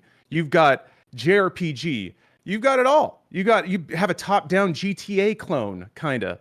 It's an outrageous value, which is what I'm hitting on right now. For $20, you get the best of the best, the cream of the crop of like retro game design or retro packaging, all in one game. And usually when it comes to game of the year, value matters. Like how much is in there. It's kind of getting inverted, and I'll get to that point in a minute. Balatro is a really good example of like a new forever game that on the fundamentals of its mechanics can still succeed. I think UFO 50 has that, plus it's got the breadth. So if you're itching for a lot of gameplay for not a lot of money, you really can't beat UFO 50, unless you get like something like Tetris, or you just go buy a chessboard. But we play video games, damn it. We don't play solitaire, cards. Come on. Actually, I played a lot of cards growing up. I love Balatro. I'm just getting competitive. Yeah, it's got it all. It's got it all. Lawrence, I think one thing, and it looks like you're about to get to it here, but the thing that interests me the most is the story of UFO 50 and how it is supposed to be a missing console generation or whatever it is. And if you could explain that to Alanah, I think that'll sell her on it a lot more, because I love what they're doing here. Yes, I'd love to. And thank you for setting me up for that. Of course, Lawrence. Yeah, I hit everybody. It's a buffet of games, sure, but also it's got a lot of soul. It's got a lot of culture and a lot of history. So the concept of UFO 50 is that the developers of Mossmouth, the folks who made Spelunky, found a dusty old console, the LX, in some storage cabinet somewhere. And on it was the collected works of a forgotten game developer, UFO Soft. And they weren't even called UFO Soft at the beginning of the 80s, but it's essentially it's the fictionalized gameography of a producer of games in the 80s. And you get little snippets of what the designers were thinking about and what they were working on. The cool thing is like the games in the early 80s are pretty primitive. The earlier games don't even have music. They have limited sound effects. But as you go through, the games get more robust. The art gets more complicated. The fictional game console gets added features that the games then also onboard. So like it says here, UFO 50 tells the story of a fictional game developer over the 80s. Over the course of the 80s, game design gets better, and that makes it, we've heard a lot about the Citizen Kane of games, or we used to at least. That's not what this is. This is the singing in the rain of games. And hey, if we love giving the Oscars to movies about movies, we gotta love giving Game of the Year to games about games, right? It is cool. It Those are is a great cool points. concept. And I love that there's also sequels in the games here. It's just it's such a neat little concept. Absolutely, yeah. Mascot characters show up in earlier games but don't have names yet. Their artistic design changes. You have games that are like inversions of a theme of a previous game. Yeah, it's So it's do you it's the whole have to package. play them all to get the full experience? Like what if there's a game in there that is just like not my type and I don't want to play it? It's not like, I'm not a huge RTS person. Like, do I have to play the RTS, or can you just skip over the ones you don't like? Absolutely not. No, you when the game starts, you have access to all 50 games. Gotcha. And that you can play Any any of them as much as you want, as little as you want. There's not necessarily like a level order. There's not like a series of tasks you have to complete. It's just there's 50 games, go nuts. Inside of every game is its own little micro universe, though. If you get caught up in any one given game, and the strength of all the design of the individual games is how that happens. So yeah, if there's a genre you just don't like, or it is a retro throwback game, there are platformers where you die and you have to start over. If that's not your thing, you don't have to play them, or you just play them for 5-10 minutes and move on. There's so many that you're not really losing out on value by opting out of one or two games that just aren't your speed. Great point. I think that's the thing that worries me the most, is the overwhelming nature of it. Opening up, having decision paralysis, and saying, you know what, I'm just going to go somewhere else. Because the number one question that kept on being told that when we were at work was Tim asking our coworker Roger, give me 5 games that you tell me I should play that are like must plays in this. Have you ever felt the need to do that for others, Lawrence? It's usually just showing the game to somebody is enough of a sell, but I can understand the need to start somewhere. And in that situation, be like, what kind of genres do you like? What kind of experience are you looking for? If you want some of the more novel games, there's a horror game, like a first-person horror game in there. That's I don't know if you ever played like Deja Vu or Uninvited, the sort of first-person adventure games on older consoles. But you have like a cursor and you move around and you have to go around this haunted house and solve mysteries and stuff like that. That could grab somebody, or it could be a fighting game, could be a racing game, could be a mascot-driven platforming game. There's a game called House Party that's basically a card game where you're trying to stock your home with the right participants who are the cards. But some participants bring food, other ones up the vibe of the party. Some people come in but might wreck the place. So you essentially have to build a deck of party participants to have a successful party. So there's design like that. Any one of those might hook somebody. But yes, I think recommendations are probably smart. Personally, I just started at the beginning of the chronology and I've been working my way through. But one of the ultra brilliant things about this game, making 50 games, that's pretty amazing unto itself. But there's no throwaways in here. They all have modern design applied to retro restrictions. So the games are not needlessly frustrating, essentially. They control really well. They have fair design. They intelligently reveal their own mechanics, which is something older games did not do. There were things that you wouldn't know about old platformers you played. But the design, a Portal. You'd walk into a room and you'd see behavior being demonstrated in front of you. And then the balls bounce off the wall. So I have to bounce a ball off a wall and get it to the glowing hole where the ball's supposed to go. A lot of the games in UFO 50 do the same thing through the strength of their design. So if it's a platformer and you're just walking to the right, you'll see interactions in the stage that give you the knowledge that you need to be able to play that game appropriately. One of the games is called Mortal. The concept of the game is kind of like Lemmings. You have a specific group, you have lives that you have to use to get through a stage. And along the way, you'll get life ups of varying amounts, 3 or 5 extra lives. You use your dudes to make platforms out of them. You fire them at the wall like a dart, and then they stick in there, and then the next guy can jump on there and try to get to the end of the stage. But what they'll do is they'll show you a life up, but it'll be tucked away somewhere. And then you have to start doing the math of how many lives do I need to spend to get to that life up. And then the more you play this particular game, again, one game of 50 games, you get much more efficient. You learn tricks. You learn if I have one of my guys get infected with a seed and die, he sprouts a vine. Fire crawls up the vine, it burns these blocks, and then I can get over there by just using 2 lives instead of 5. And then I can have a net benefit of lives. It carries over life totals from stage to stage. Getting a little in the weeds there. Yeah, Lawrence, you have 1 minute left. Yeah, okay, all right. Anyway, it's great. There's also the beginning is demo scene, which is, I think, it's a deep cut. If you've ever used a keygen in your life not that any of us would have done that. No, of course not. No. But I think this is owing to also the deep cut into games culture that this is. So the framework of the narrative is that these people found this game, resuscitated it, and then they put a demo scene wrapper around it, which is emblematic of design through constraint, which is something games haven't done for a long time. It's kind of been designed trying to bound in an explosion of logistics. This game narrows it all back to the fundamentals of what can we do by intentionally restricting ourselves that forces us to come up with clever design results. And then out of all that, you get UFO 50, a game that's about video games. It covers the culture, the history, it's got the value, and no matter what kind of game you like, it's got at least 5 or 6 ones that you'll love and a ton more It's tough that'll to help you argue discover against things you never 50 knew. games. That's That's value in compelling. this economy. For real, in this economy. That's right. Get them before they get tariffed or whatever. Yeah. It's it's great. Oh, The tariffs are gonna make us money. they're gonna make someone money. So there you go, UFO 50. Thank you My so game much, of the year Lawrence. 2024. Hopefully yours as well. Very compelling argument. Thank you so much for being here. We really appreciate you. Thank you so much for your time. My Love pleasure. Lawrence, great job. That's a phenomenal job right there. Of a game that I wondered what the hell is Lawrence going to be representing? Because I know Lawrence, I know Lawrence's taste, and I feel stupid for not knowing that it was going to be UFO 50. It's the That gamer's makes choice. so much sense. The gamer's choice. Yeah, Yeah. really, it truly is. Yeah, I think it's I think it's a lot to say about the man's taste and what he looks for, and it's just like, to me, it's like this extra meta narrative level Well, that Andy, now I feel like you're just think voting sells it. for Lawrence for Game of the Year. But which is Elden Ring strange choice, Shadow but- of the Earth Tree. Yeah, good think point. about All right. that. Thank you, Lawrence. Thank you Yeah. so much. Another great game. Another great game. I'm starting to think there are too many good games. That's kind A of game I bought on Steam Deck, haven't even booted it up. I mean, But we've all been there. of course, I mean, come on. You know. But it's one of those that you buy for the airplane and you just sleep on the flight anyway. Yeah. I didn't That's know what it I was. I had kinda no looking for. idea. Sounds very cool. Very impressive. Good stuff. Great year for video games. Next up, we have Stella. Stella, welcome. You are live. Hello, Stella. Give us your webcam. Hello. Yes. Give me one moment. All right. Cool. Stella, hi.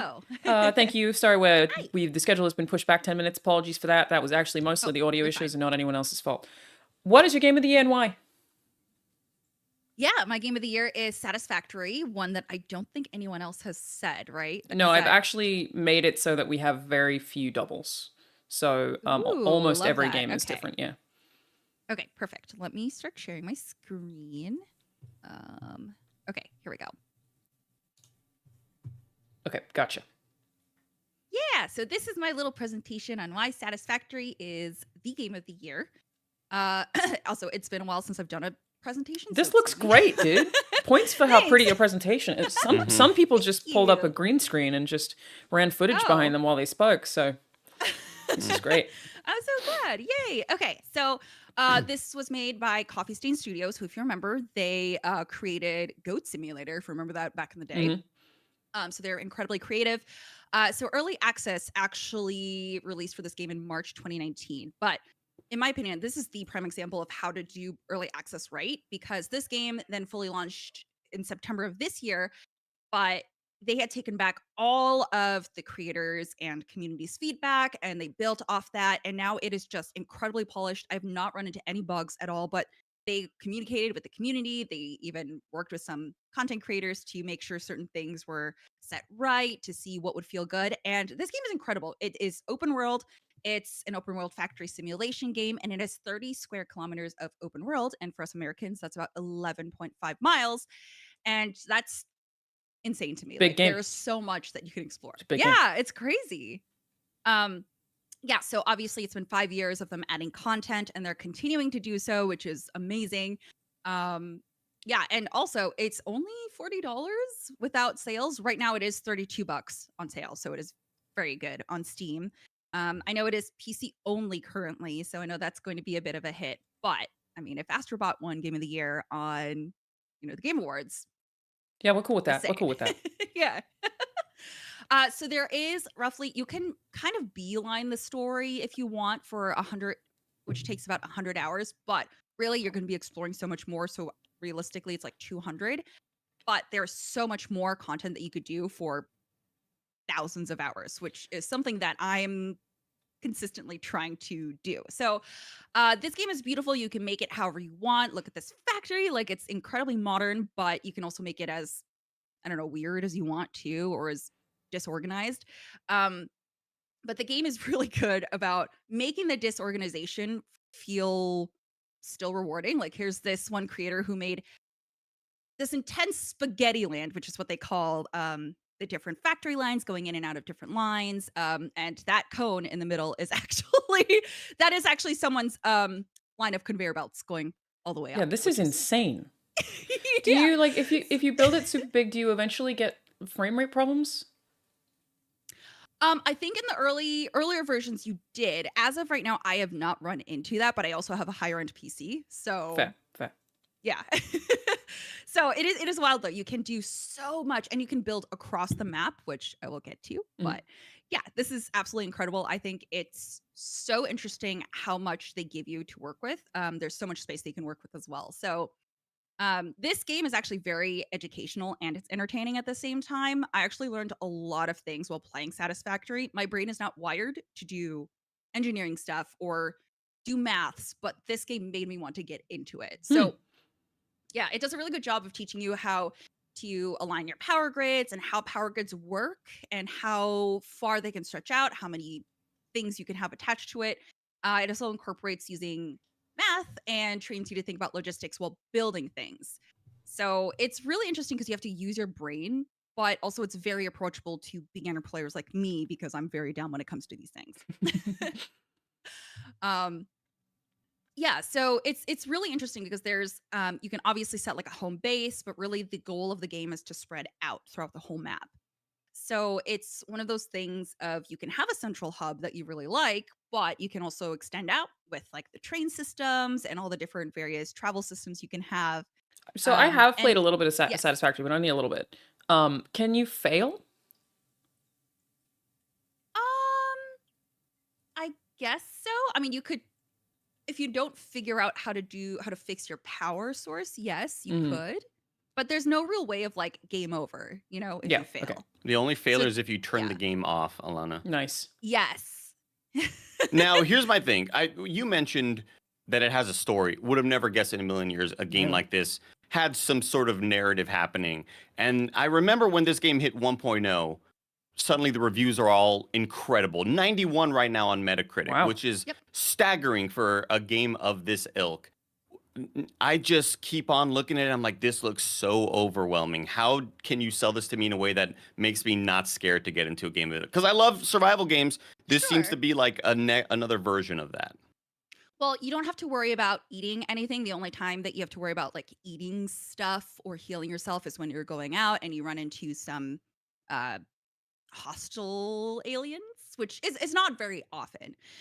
So I will say this game really does a great job of easing you into it. So if you do the tutorial stuff and you start out, I would recommend starting out on the beginner portion of the map, which it'll lead you to. The tutorial is really good at easing you into things. So it's really easy to focus on like your next milestone or the next whatever it is, like there's like specific sub milestones within each level. Mhm. So you can choose which one to focus on. But with certain ones, you may need to hit, say, 2 before 3 so you can get certain machines unlocked. So it does a really good job of taking you step by step into the different things that you need. So yeah, I would say the first few hours when you're going through the tutorial, because the tutorial can be like 1 to 2 hours depending on how you want to take things. I would then recommend you going to the second or third spawn locations that you can do in the map and then restarting there because then you'll get a feel for everything, and that's also where the better resources are. So yeah, the tutorial is very well paced and it'll teach you everything right off the bat. Stella, Do you I have 2 have minutes. do I have a sniper rifle? Can I You get a sniper actually rifle? can get a rifle. At Sick. 2 minutes? Okay. Wow. You have 2 minutes. Ah shit. Okay. Sorry. You're good. Yeah, no. So there's actually like a world grid for buildings, so all of your foundations and machines can actually snap so that when you build things, it's all set in the same same direction and everything, which is great. But the point of this game is to get to automating everything that you have, right? So look at this factory. People have this set up that you don't have to do any work, right? You pull up the iron from the earth and you run it through various machines, and you literally don't have to do anything. The point is to make it as optimized and as carefree for you as possible. And there actually is an underlying narrative if you do care about story, which is great. So you do get the sense of achievement and accomplishment with reaching milestones because you're unlocking more story, you're unlocking more things. You get to get a rifle if Andy wants, to snipe those cute little aliens that live in the world. It is very challenging, but it is very fun because it does a great job of rewarding you, and it makes you feel like you're getting that gold sticker on your report card. And you just feel really smart when you figure out like a problem and you're able to figure out the logistics that you have to do. Stella, how So do you feel about the negative impact that factories have on the environment? Very good question. really, Mhm. okay, well, Thoughts? Yeah, the planet is dying, Stella. Yeah. And you're just Okay. automating things, so you're taking jobs away from workers ethically. Yeah. How You're do you just feel? letting it Okay. happen. Yeah. But what if I told you there's a Christmas event in it right now that keeps you from working, so you're actually sticking it to the man? I love that. Yep, great. That's for the people. That's for the people. Never Okay, mind. great. Yeah, Great yeah, yeah. rebuttal. Also, you can tame the lizard doggos in this game. Yeah, the holiday event right now is called Fixmas, which is the company that you're working for, and the AI is very funny. She'll talk smack to you all the time, and if you even stray a little bit from doing anything, like if you go explore and you pick things up, she'll make snarky comments about it. So, yeah, if you want, you could just explore. That's something you can do. But yeah, it is very addicting. It even has little warnings in the game that pop up like, hey, you've been playing for an hour. Time to stand up. So it's very good about knowing But that's good. what kind We of like game that. it We like is. that. Yeah. Yeah. So it's a very well crafted game all around. I've not run into any bugs. Yeah, I think it's very great. I think it's very educational. It's something that I think will push you to use your brain cells and rub them together to, produce cool Factories. factories and explore this really cool planet and get the lore bits. So Great. yeah, and then my last point is spaghetti. Yeah. You know what? You've got me on that one. Game of the year. Mhm. It's done. Yay. Wrap it up. Goaty. Okay, great. Thank you so much, Stella. We appreciate you representing Thank you. Satisfactory Thank for you, us here. Stella. Have a good afternoon. Yes. Bye. It's one I've always wanted to get into. I just can't pull I myself. have to pull played the a little trigger. bit of it, and it is really fun. I think the chaos of the screenshots almost like hurts the presentation a little. It's like one of those games that I feel like you kind of have to see in action, whereas like play in action rather than seeing it can make it like just seem like too much. You know what I Yeah. mean? Yeah. Because I immediately go, how long will it take to get to that? Yeah, and also And- I'm bad at that, so Mhm. mine won't look that good, and I know that. Mhm. And great game though, and we're also totally okay with games that actually release being nominated, just not DLC. Anyway, Steve Spawn, welcome to the stream. Hello. Can you turn your are webcam you on also for us? here? To, Oh no, he's are gone you again. also here to talk about Elden Ring, or Steve, No, there we go. Let's see. I don't know why Video people keep button going back to and the on. waiting. You know why? Because the turn on video button is right next to the join voice room, and it puts you back into the waiting room. Oh, that makes sense. So you go to click the button moves, and it's like, haha. Gotcha. Yeah, that makes sense. All right, Steve, Mm. welcome. Welcome. What is your game of the year and why? I will tell you about my game of the year. I am here to represent the people who don't matter from the lobby. As told by the Oreo champion himself. Mhm. First of all, we have to mention right off the bat, number one, ignore everything that Greg Miller said. Everything he point. said is Great. a bunch Yeah. of crap. Yep. And why is my game of the year right, even though you don't know the name of it yet? Because I'm not Greg Miller. So therefore, number one, point for me. Compelling. Yep. Everybody can have a custom Oreo, by the way. Go to Oreo.com. Get your own custom Oreo. Yep. That is true. So keep that in mind. I've And let's actually had face one it, before. they're great. And let's just face it, Andy and Blessing and Tim and Gary are pretty much the entire force that holds together kind of funny anyway. So let's just say those are all points for me. A lot of good points. Thank you. All right, your Definitely game not is game of the ground-losing year. at all. You're not Game wrong. of the year. Thank you. So game of the year for me would be Mechabellum. It is a robot smash 'em up video game that aspires your mind to be the one that gets to do the battling, and I really, really like that. Imagine the rock, paper, scissors, except it's with giant, massive robots. And You instead actually of doing presented the only game I'd never heard of before, Steve. yeah, that's because I could have done the Miller route of selecting a game that already won an award, but instead I wanted to shine a light on a game that I don't think is getting enough attention. So this is a Paradox game.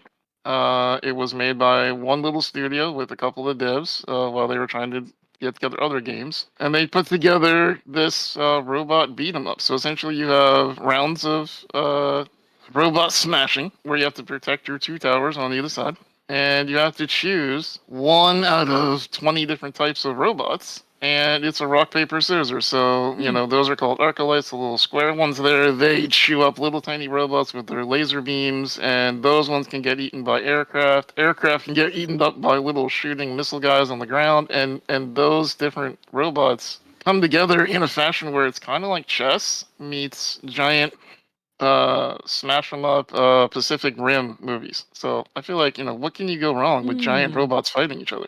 It Right? does look like a lot of other games that I've played is my thing. It looks a little familiar. What makes it stand out from other games in this sort of isometric Yeah, RTS-ish genre? my favorite difference is it does have that StarCraft vibe to it, but I Yeah. think that's part of the appeal as well as let's face it, after StarCraft 2 ended, they really kind of abandoned that entire genre. Like there's been a couple of indies here and there, but nothing has really gone full hard in and gotten the public's attention. And I think this might be the first one I've seen in a while with people like Admiral Baru jumping on board and starting to stream it to 20,000 people. Like, I think it's the one that might actually start getting some attention. Andy, could you pull up the Metacritic? How is it received?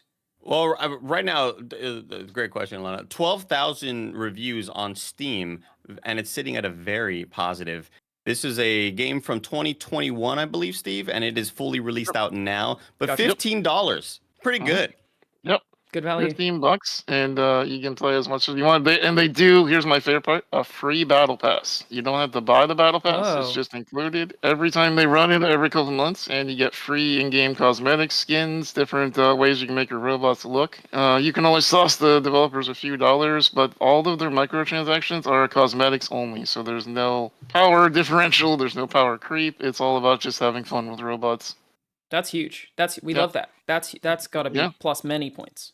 Honestly, I think it's for me, yes. And even more than that, you and I, we hate accessibility a lot. But Andy, you love accessibility. So for you, you can play this entire game with just the mouse and one click. You don't need anything else. So awesome. No keyboard shortcuts are necessary. No voice commands. You can do the whole thing with just your mouse. Wow. Which is, for a game where you got to have a lot of camera work and whatnot, seems like it'd be a lot, but they managed to pull it off. So how big can it Very get?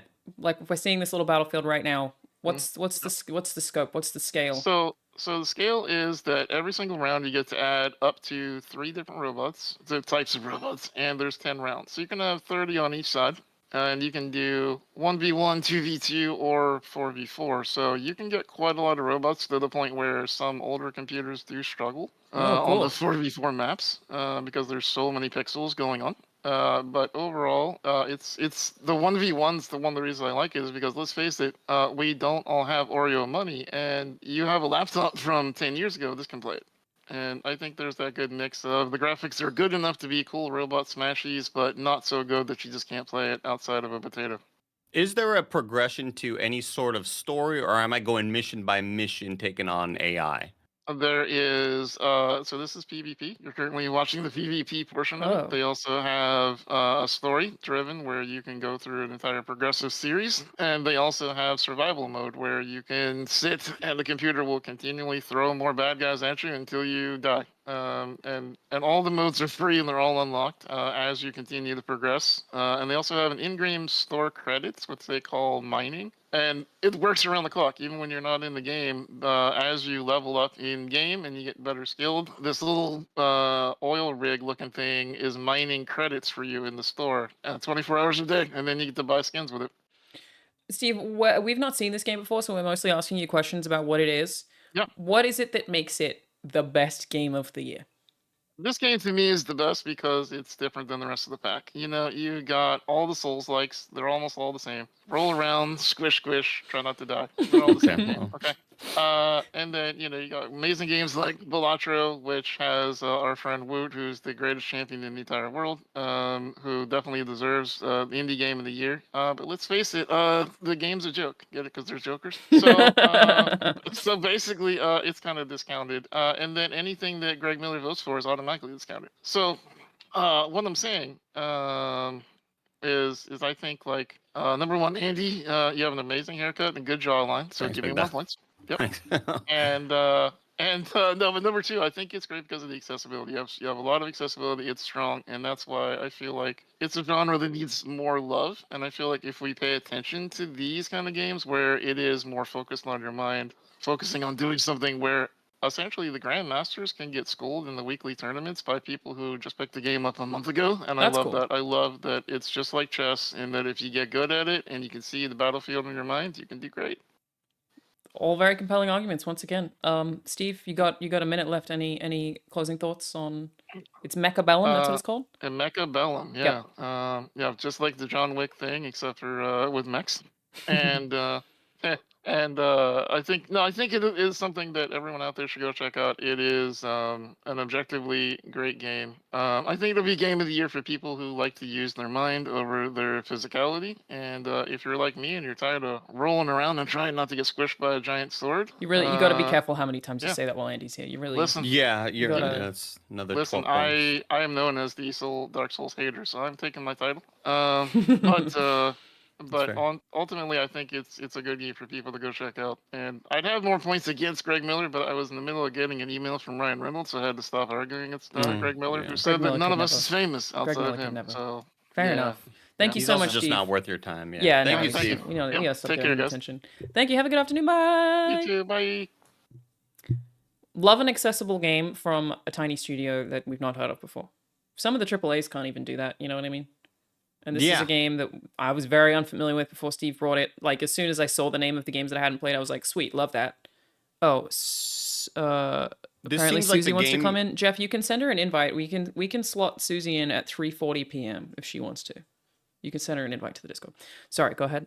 This seems like one of them great for a treadmill game, you know what I mean? If it just requires one hand, I loved playing Loop Hero, which is another auto battler, more a different sort of style, but I love a good auto battler on a treadmill. It just sort of, you can just kind of not really, you don't got to worry about being precise as you're kind of hopping Yeah. or jogging. Makes it Wow, really, really look simple. at you go. Little, were you working out? I got a little under the desk treadmill, every That's once in a while, just cool. kinda Hell do it. yeah. Yeah. Love that. Yeah. All right, next up we have Tim Gettys. Welcome to the stream. Hello. What's up? Nope. Oh, he They left all again. keep doing it. Everyone Yeah. keeps leaving. Hey, Tim Gettys, welcome to the stream. Tony, you want to come on for us? Again. Tim, you're hitting the wrong button. Tim. There you go. He got it. There it is. I've been listening the whole time, and I'm like, I'm not gonna fuck it up, and there I did. Oh. I fucked it up twice. How y'all Oh, doing? so Tim, also funny. your audio is very, very off, and I think it's from the one Disney thing that you reacted to where you had to have the timing correct. So maybe we're better. There's a lot of minus points already for Tim. This is Oh, crazy. man, things are Damn, not. Tim Is getting there owned. something I should do to fix it, Andy, or You sound- do we just roll? You're just, it's just off sync. You sound It's fine just though, off. so that's fine. Yeah. Yeah. Kevin probably fucked it up for you. But Yeah, let's probably. hear. Yeah. This isn't about me. This is about a video game that has been criminally overlooked. Okay? Go ahead. So I'm getting right into it. This is less a presentation. It is more of a plea. Play Prince of Persia, The Lost Crown. Play it Really? anywhere you possibly can, whether it's the Nintendo Switch, the PlayStation, Xbox. If you want to play it on PC, go for it. You can play it on Steam now. And that's the biggest problem with Prince of Persia, The Lost Crown. It's a game that was done dirty from the jump, not just by Ubisoft, but also by us, the gamers out there. Wow. And let me tell you why. real That's quick. you, Alanah. He's talking about you. Yeah, too. what the fuck did I do? Unfortunately, did you play Prince of Persia? No, I didn't. Them's the No. But breaks. it's more No, about I what didn't. you didn't do. But you Yeah. can change it. It's not too late, Alanah. Okay, It's go not ahead. too late. Sell It's me not on it. too late for people out there either. So here's the deal. This game was announced last year at Summer Game Fest. And the problem was Ubisoft put it out there. There was rap music in the trailer. It was very ill-fitting. It did not seem like it was the right vibe for a Prince of Persia. On top of that, when people are like, oh, Prince of Persia's back, they're expecting a 3D Sands of Time level type. Oh, wow, they're bringing back this iconic IP and they're doing it how we all expected it to. So we all kind of wrote it off because of that. I mean, I thought it looked Then- very pretty. Like, I It did, really, the art style was absolutely. gorgeous. But I feel like we kind of look at it and it's just like, oh, this is lesser than. This is not what we've been hoping for all these years. And then the game comes out and there was a couple fatal flaws. $50 title for this. I think in a genre that $50 a little high, a little steep. Not saying it's not worth it, but just being real. On top of that, it was not on Steam day one. Interesting strat here, Metroidvania Tim, that you're currently, again, giving me points for negatives. I'm just saying that Oh, where let the him problems cook, were, let him because- Okay, I'll let him cook, because yeah. where- Let him cook. where this ended is absolute bullshit, which is the team, Ubisoft, Montpellier, not just getting closed down, but them getting dissolved. Their reward for creating a game that was so incredibly amazing. And it's not like I didn't do my job. I bought it on every console. I don't know where my Xbox copy is, but I have one. I Yeah. bought this game multiple times. I want to support this. It's And still in Ubisoft the didn't plastic. freaking support it. I fucking hate this. Wow, yeah, So okay. here's the deal. Pop off. Here's the deal. Let's get into the game itself Yes. because that's where this is important. First, I'm going to talk about other games. Okay. 1, Astrobot, I do think is the best game of the year. 2, Final Fantasy VII Rebirth, I do think is the most ambitious and impressive game of the year. But 10 years from now, when I think back to this year and I think about my favorite video games of all time, Prince of Persia: The Lost Crown is going to be in my top 10 favorites ever. And I think that is important to discuss. Huge. So here's the thing. Every single element of this video game, whether it's the combat, whether it's the traversal, whether it's the puzzles, whether it's the challenge, all of it feels as satisfying as hitting something perfectly with the baseball bat in Super Smash Brothers. Mm. That is a high that I have chased in video games since 1998 when I first pulled it off with Ness. And I couldn't believe, I was like, the combination of the sound, the visuals, little spark in the style, and just how good it feels because you just pulled something off. They didn't give it to you. There's an actual challenge and a reward for the gameplay that you put in as a gamer, TM. They gave you that. And this game does that at every single second for every single thing it is trying to achieve. It's just cool, bro. This game cool, is dog. just, it oozes style. It is so satisfying to just listen to vibe with, to play. Then all of a sudden an enemy comes out and it feels like a boss, but it's not. Then you get to the boss and it is so damn impressive how unique the animations can be and how fun the attacks are to learn the patterns and use all the different abilities you have. This game functions as a almost perfect platformer, an almost perfect combat game, like fighting game even, and an almost perfect just Metroidvania. But when you combine all those things together, I think it actually raises the bar for all of those things. Andy Cortez, what's up? Tim Gettys, great to see you. Can you sort of expound on the underwhelming and uninteresting story and characters? Because when I play a video game, I still want to be somewhat interested. And sometimes if I'm not, I'll be like, at least the gameplay cooked. The gameplay fucking cooks here. But narrative, a little bit left to be desired. And with that, I will say, like, that is definitely the lesser point. And that's why I'm like, I look at those other games. I do think there are better games this year, but I don't know that that necessarily matters when we're talking about like the quality of a video game in a genre that is so overstacked already that you kind of write off immediately. I think that's the biggest problem is we see 2D platform Metroidvania, we put it in a bucket. This game goes outside of that bucket. This is one of the most AAA Metroidvanias we've ever seen. It's up there with the Ori games and Metroid Dread. But the difference is, Andy, you talking about the characters and story, I think it takes a long time to cook. And I do think it gets there. Again, I'm not going to argue saying it's the best story I've ever experienced, but I do think it's important to think about it in the context of Prince of Persia, what has come before, and what this game delivered. This game, by the end of it, does deliver a cast of characters that I'm invested in, that I desperately feel like we are robbed from getting more of. And I'm with you in the beginning hours of the game. I could never think that that would be the case. I thought Sargon was a lesser prince, technically not even a prince. I was like, where's my prince? Look, I have these beautiful art prints behind me, you guys, from Orioto, all right? Super Mario World. We got Metal Gear Solid 2, Final Fantasy X, Super Smash Brothers, and we have Prince of Persia, The Sands of Time. I'm a Prince of Persia sicko out here, okay? So I jumped into this very hesitant. And by the end of it, Sargon is my favorite prince. Whoa. The Prince of Persia character in this game is my favorite, and they earned it, man. And it's because the little story elements, and I don't want to spoil anything. There are many moments in the latter half of this game that make me look back at the first half and be like, I judge this book by its cover. I did what I'm telling you all not to do. This game has so much more than you would expect it to. And I think that I haven't talked enough about combat, because if there's one You got 2 minutes, Tim. If there's one thing that I think this game does better than any other game I've experienced, is the moment-to-moment gameplay of the combat against every single regular enemy. When you're against multiple enemies or against the boss fights, it always feels as good as the most competitive Super Smash Brothers match I've ever played. Yeah, that's crazy, If you can't dude. tell, I love Smash Brothers. I really, really do. And we've all played Brawl. We know the single-player game that was like the most light Metroidvania ever, Subspace Emissary. This game is the best version of that possible. The music is on fire. It's by the composer of the Ori and the Will of the Wisp guy, Gareth Walker. It's incredibly epic. And again, it's just oozing style. It is the most anime influenced, like every single special move you do, even some of the normal moves just have so much of that swag that you're looking for. I feel like when we all saw the first trailer for Into the Spider-Verse, it kind of just shifted and changed like what was even possible in animation and like combining IP to be something better and cooler. I think Prince of Persia does that in such a different way that I've only got more and more impressed as I played through. The DLC that released this year was equally incredible. The pacing of this as a Metroidvania, it solves one of the biggest Metroidvania problems of backtracking not being fun, because moving around in this game is a joy. And all the updates and patches they put out this year just made this game even better. Please play Prince of Persia: The Lost Crown however you can. I'm gonna do it. How long is it? It is way longer than you'd expect in a good way. I'd say Okay. it's about 30 hours total. Whoa. You could get it done a lot sooner. You could spend a lot more time. I'm sure there's a lot of people out there that got it done in like 20 or so, but I'm not that good of a gamer, y'all. It's okay. I had fun. The accessibility in this game off the charts. Yes, the the chat options- keeps saying that the accessibility and like scalability is really, really impressive in this game, which is always worth a good shout. Yep, and that won at the Game Awards for it, which I think is incredibly valid and impressive.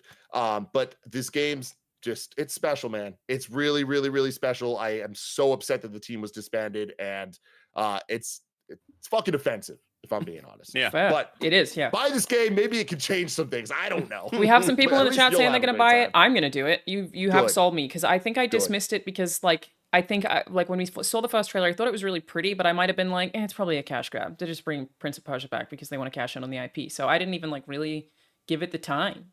I played about 13 hours, Alanah, and I would say if there are students out there getting into game design and want to know about game design and what makes a good Metroidvania, this is the game I would show people because the way it combines combat and traversal is fucking genius. Tim, you get a lot of points from me, big dog. Yeah, Right. this game made me realize that Metroidvanias are my favorite genre of video game. Hell yeah. Thank you so much, Tim. Appreciate Thank you. Love y'all. This has See been y'all. awesome. You're killing it. Thank Bye. you. Thank you. Bye, Tim. Love you. It's a really good game. I'm going to play Man, that it's a- game. I'm going to play that Dude, game. when the I really combat didn't gets know. so nasty. I really didn't know. I think that, It's really damn like I good. said, I think I dismissed it because I assumed it was them trying to make money off the IP, and I was wrong. So They also have a really cool feature. They got this feature that is perfect for people like me who are very forgetful. When you see something in the level and you're like, I want to remember that. It's like an in-game screenshot thing where you can kind of take a screenshot of the zone and know like, oh, where was that one thing that I can't traverse to now, but maybe I can later. and it'll like It's show you on the map where you took the screenshot or whatever. Yeah, it's like a That's little neat. memory sort of thing. It's really cool. Very cool. Very cool. All right. Next up, Blessing. Hello. Welcome. You're live. Hello, hello. How's it going? Can Oh, you he turn did your show webcam up. on for us? Yes. Yeah, we've been coordinating this. It was my fault. Not Greg threw you under the bus, but really it was that like I Wait, didn't. what Greg say? It was my fault. That you weren't scheduled, and he said Blessing's not even here, and I did say technically sort of my fault, and that I just didn't respond properly. Whatever. You're here now, Blessing. I'm here now. What That's is your game of the matters. year and why? Yes. So my game of the year is Tekken 8. For me, game of the year is the game that I would say pushes things forward the most and showed the most excellence in its genre. And I don't think there's a game that has stood as much king in its genre this year and even this generation than Tekken 8.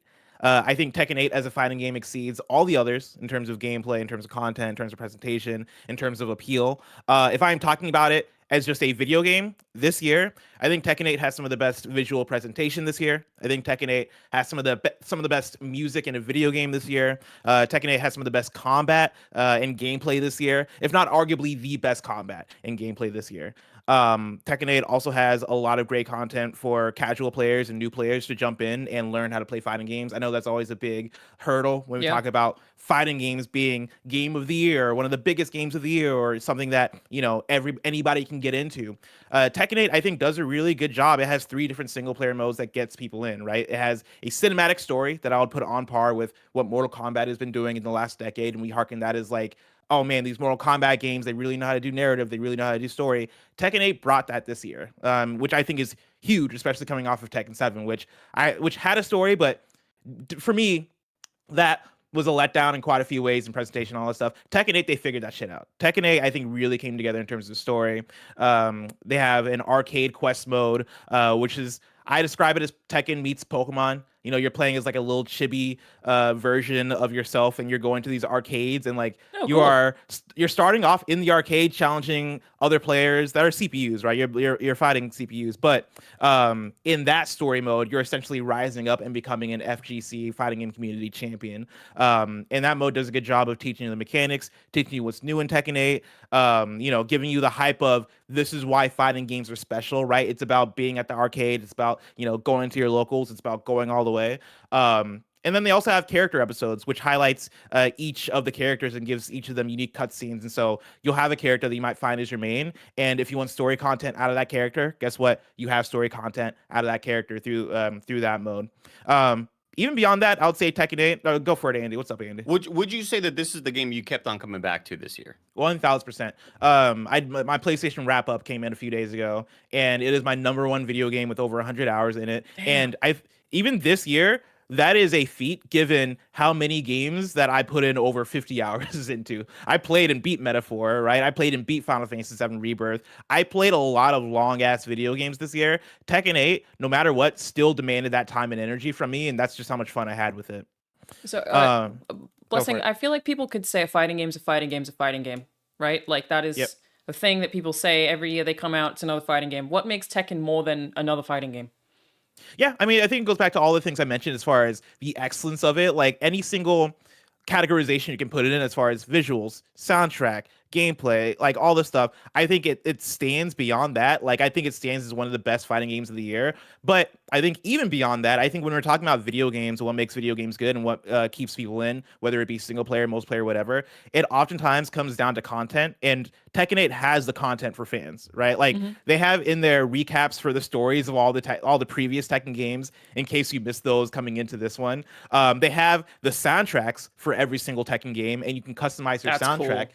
Yeah, so like you can change your menu music, you can change the stage music. If there's any Tekken music that you love throughout the years, they have that in there. There's Tekken Ball, which is a fun arcade mode that people loved from one of the earlier Tekken games. They brought it back, and it's like basically volleyball, but with Tekken. And so like you're punching this volleyball and trying to like get it to the opponent's side of the field to score points. So they have fun stuff like that. And even beyond that, it has great DLC, right? Every single thing we talk about as far as what makes a great video game in a year, they check all those boxes. And so the DLC we got this year, you got new stages, you got the 4 characters, you got Clive announced at the Game Awards. You even had on top of the story mode that we got at launch, there was another story mode that dropped a few months ago that was about Heihachi and why Heihachi as a character is coming back into the fray, right? And that was free.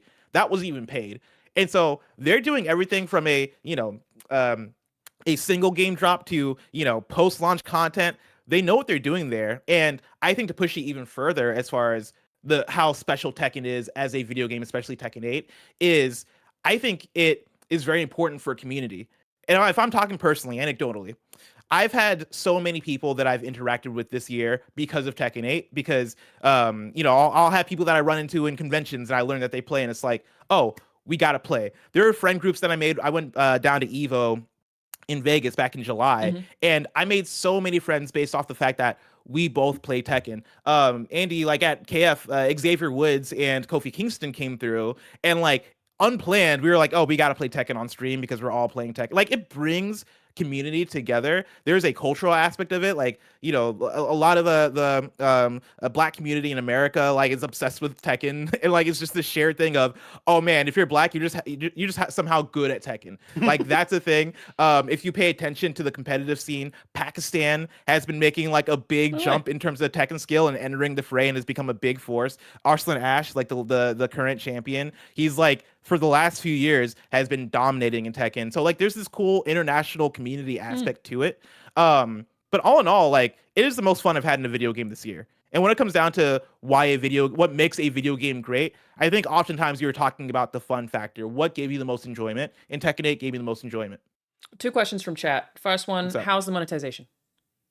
I think monetization is good. I think there are some things here and there that the community took issue with as far as like, I think there was like one debacle with a stage that people took issue with, which I don't necessarily agree with, because it's one of those things where video games are tough to make, right? Video games take time and effort. And I think in so many other genres, when you look at Fortnite or shooters, battle royales, those games ask you for so much money. And I think part of the debacle is more so just the preconceived notions of how long fighting games have been around, and how I think the audience kind of just needs to catch up with the fact that, hey, we got to pay for things, because if you don't pay for things, guess what? They're not going to be able to fund a Tekken 9. They're not going to be able to fund this content in Tekken 8. And so I stand by it. Like I think the monetization is good for what it is, and the fact that we've gotten free content in the case of the story mode, I think really balances it out. Second question is, why? Where did it go? It's here somewhere.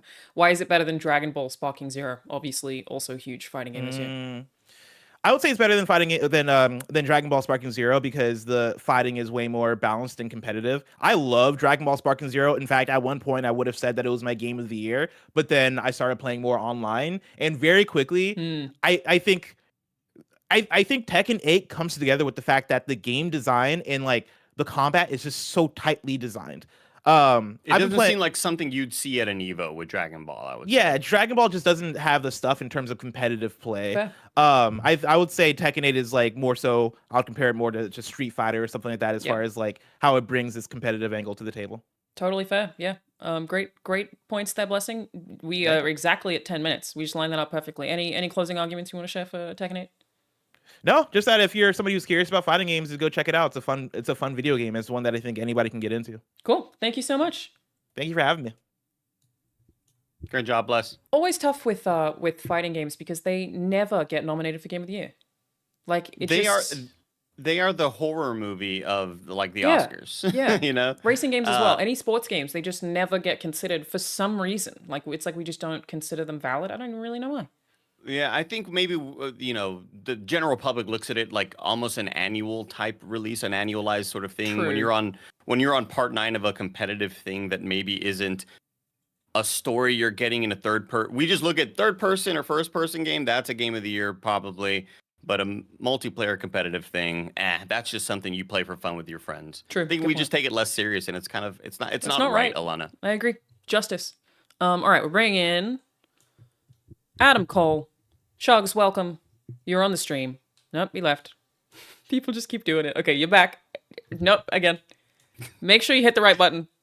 Oh no, I hit the right button. Yep. Otherwise, it will put you back into the other call. We don't know why this is happening, but it is very funny to watch. Oh no. To turn your I webcam see it. on.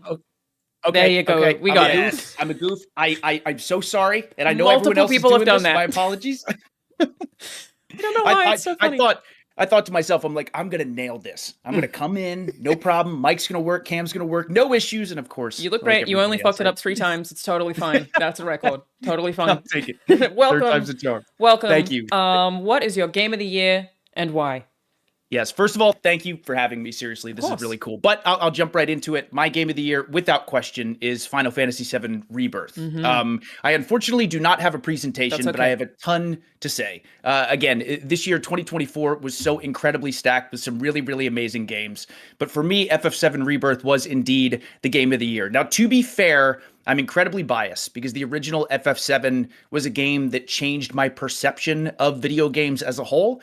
It was the first time when I realized maybe video games aren't just something to pass the time per se. Like there's a lot of amazing characters and amazing stories that can be told within the world of video games. It was the first video game that when I wasn't playing it, I would have dreams about it or I would think about it when I was at school. Like I absolutely loved the original. So this FF7 remake project, specifically FF7 Rebirth, had such a tall task, especially after how great Remake was. And I feel like Rebirth hit a grand slam, knocked it out of the park, absolutely crushed it in every sense of the word. So again, but there's so many different aspects as to why this game was so special, I feel. First and foremost, and I think a lot of people would agree, for anyone who has played the original Final Fantasy VII, or specifically anyone who's jumped in at Remake or Rebirth, the characters are just so incredible. Every single character has so much depth and is so interesting and is so much of an individual, I feel. Some of the most iconic characters of all time.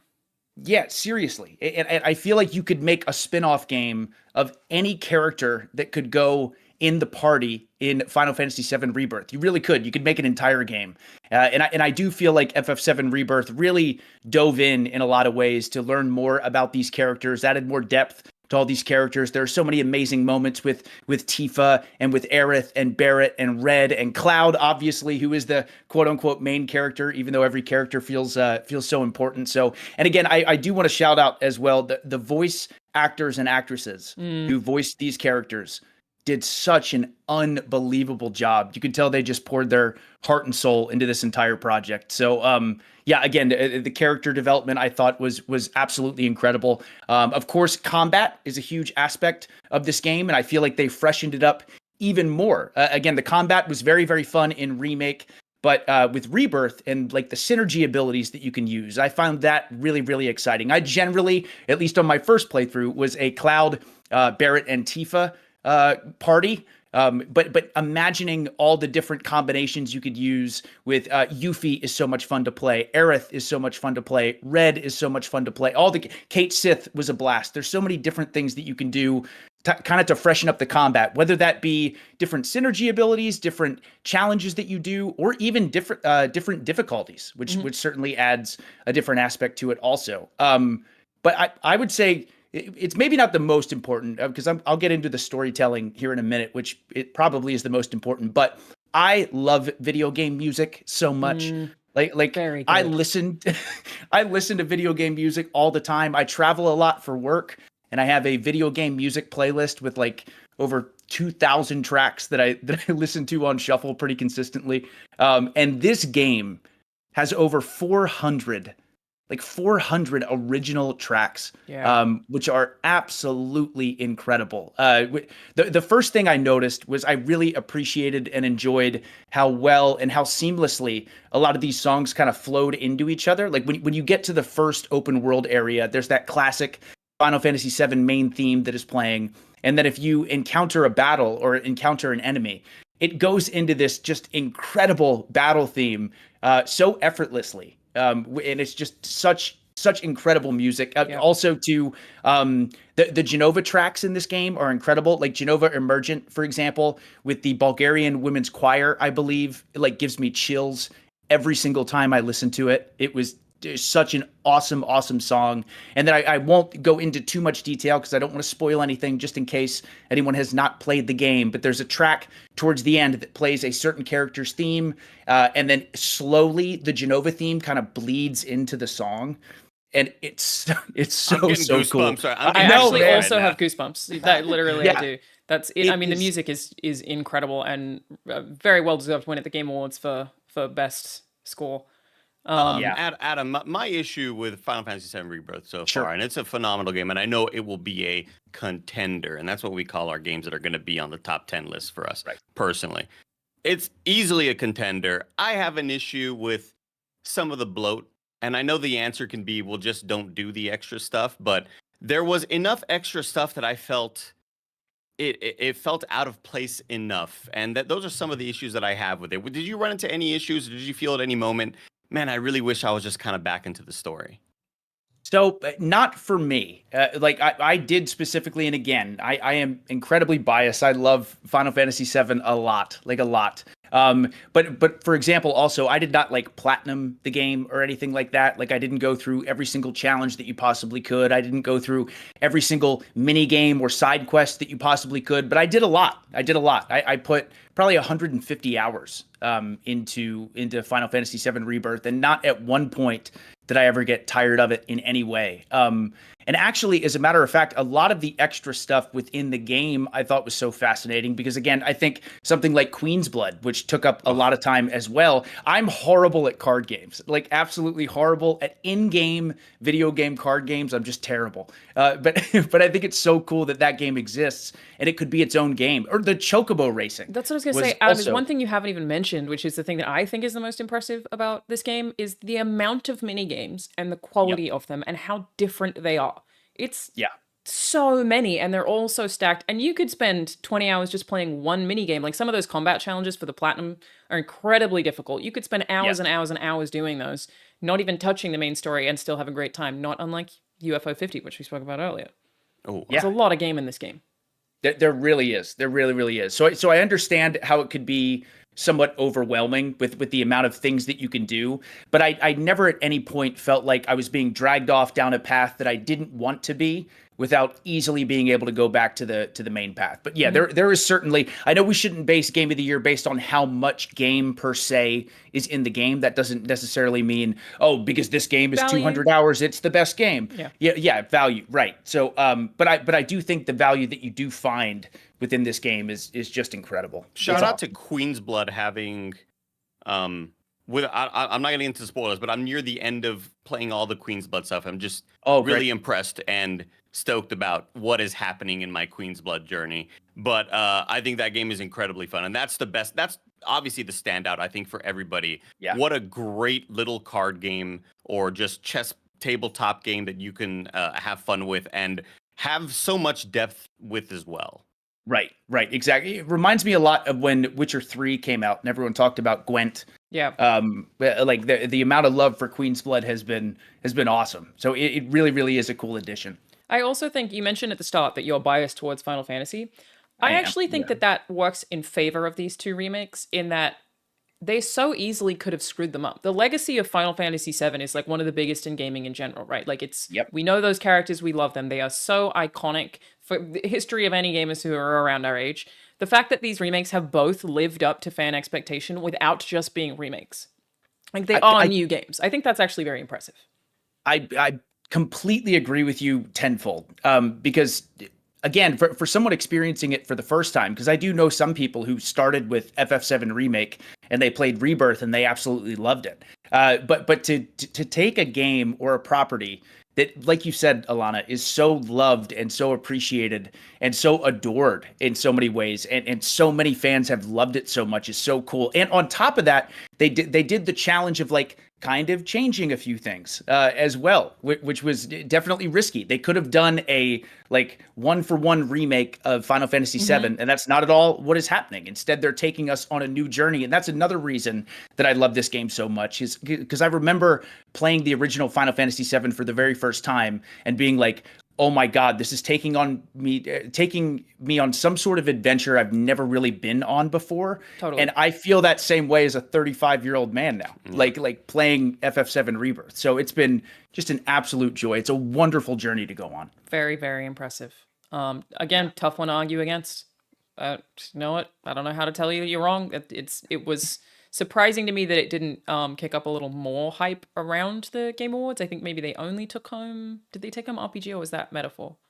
I think it was Metaphor. Yeah, which actually is a good question. Did you play Metaphor, Adam? I did not, but funny enough, my younger brother is a gamer, and he just started playing Metaphor today. So I got to spend some time with him earlier today, and I was watching him play Metaphor, and it was really cool because he had not played a Persona game before. Oh, no way. So he was loving it, and I was like, oh my God, you would love Persona as well, because obviously there's a ton of similarities there, but Metaphor does look really, really good, and he was very captivated by that game, and we have the same taste in video games for sure. So yeah. Very cool. Thank you so much for presenting the case for Final Fantasy. Thank you, Chugs. Lovely Thanks to for see having you. me. Have a good one. Yes, great to see you too. Take care, guys. Thank you. What a guy.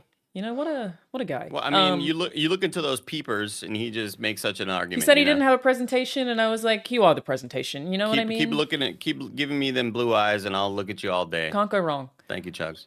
So today, now rather, we have one of our pre-records. There were 3 people who couldn't make the time work but wanted to submit games. So one of them is Brittany. The other 2 that didn't end up submitting their videos were Jake Baldino and Lucy James. Lucy James, I think, was going to do Indiana Jones. Jake Baldino was going to do Arkham Shadow. Sad we don't get to hear out either of those picks because I think they're really interesting picks. Because especially Arkham Shadow, like that's such an underrepresented game, but obviously you can go check out Jake's take on that on the Gamerangs channel for anyone who would like to hear about that one. But for now, I have to add in a video from Britt. This might autoplay, everyone. I'm not really sure how. Let me go here. We're here for the ride. It's okay. Alanah, Okay. Andy, hi. You're I can't looking hear dapper this. as fuck today. There is no. So I knew I wasn't Hang on. Media source. Did that make it work? gonna be able Oh, to you're make showing this- it to stream, but I can't even see it. But it's okay. I'll watch Oh the yeah, stream. sorry, I can't. Why does it not have audio? Oh, they hear it. Chat says. Wait, you guys can hear it? Chat says they hear it. Okay, let me mute myself and you, Andy, and I will watch the stream then too. Stream, but when Alanah told me that none of you were going to bat for Like a Dragon Infinite Wealth, I knew I had to pre-record something. And I just saw a bunch of you at the Game Awards, and it's clear that y'all need to be educated on what it means to have good taste in video games. There are a few main reasons why Like a Dragon Infinite Wealth is easily, and I mean easily, my game of the year. Yes, it's a solid-ass video game, and yes, as an RPG, it's stellar, but that aside, the care that went into making Infinite Wealth a meaningful and heartfelt send-off to a beloved video game character needs to be applauded, and the amount of completely optional side content that was created specifically for Infinite Wealth is mind-boggling. I love saying that. Finally, Infinite Wealth tells a story you cannot help but empathize with, unless you're a monster like the games media that's here today. It addresses one's mortality and explores the entire spectrum of emotions that come along with that. Yakuza / Like a Dragon has been around since 2005 and has primarily followed Kiryu Kazuma. Now that changed in 2020 with Yakuza Like a Dragon when we were introduced to the new series protagonist and all-around good guy, Ichiban. He's a lovable idiot with a heart of gold, and he and Kiryu share the narrative this time around, and while Ichi is absolutely brilliant in Like a Dragon Infinite Wealth, it's the care that went into Kiryu's journey that quite literally altered how I view my own life and my own mortality. I know we're off to a chipper start. You gotta understand, we've followed this man's life for over the course of at least 10 different video games since the PS2, and narratively they range from when he's a 20-year-old Yakuza punk to now a 55-year-old man who has endured so much, and now he is facing terminal illness. Talk about a kick to the nuts. And because Kiryu is about to and become worm fodder, go 6 feet under, whatever, he's about to die, right? So this game is meant to serve as a tribute to him. And so we, the fans, are treated as something pretty special and unique, and I can't think of any other game that has done this before for the protagonist. It's a completely optional, large piece of side content called Kiryu's Bucket List, and its entire purpose is dedicated to paying homage to him and his life experiences. We get the opportunity to step back into Kiryu's shoes and travel throughout Japan and revisit 90 different locations and retrospectively reflect upon some of the most memorable, hilarious, gut-wrenching moments throughout the entire series. There are characters who make appearances that we haven't seen since like 2006. It's so emotional. I think just how cool and meaningful this was lost on a lot of people, especially for those who have not played the prior Yakuza games because they're uncultured swine. But listen, it's never easy to say goodbye to our favorite video game characters. Shout out to Aerith. And sometimes teams will just raw dog us and yank these characters from our lives even though we grew up with them. The point being is that you just don't see this kind of narrative care often given to characters before they retire from their respective series. So props and kudos and flowers to RGG for not only recognizing the necessity of this, but for taking the time to correctly and respectfully implement it. But this is getting sentimental and kind of sad, and at its core, Infinite Wealth is weird as fuck, so let's just get to that. There's a long-standing joke in the community that Yakuza is a serious crime drama.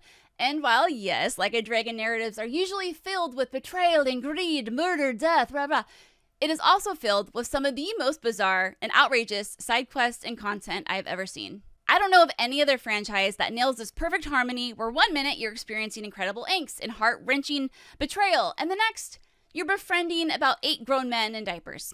Tears of sadness quickly become tears of joy, and that is just something that RGG has always excelled at pulling off. So despite this game having some heavy themes, there's plenty of levity to be found, oftentimes in the most unexpected places.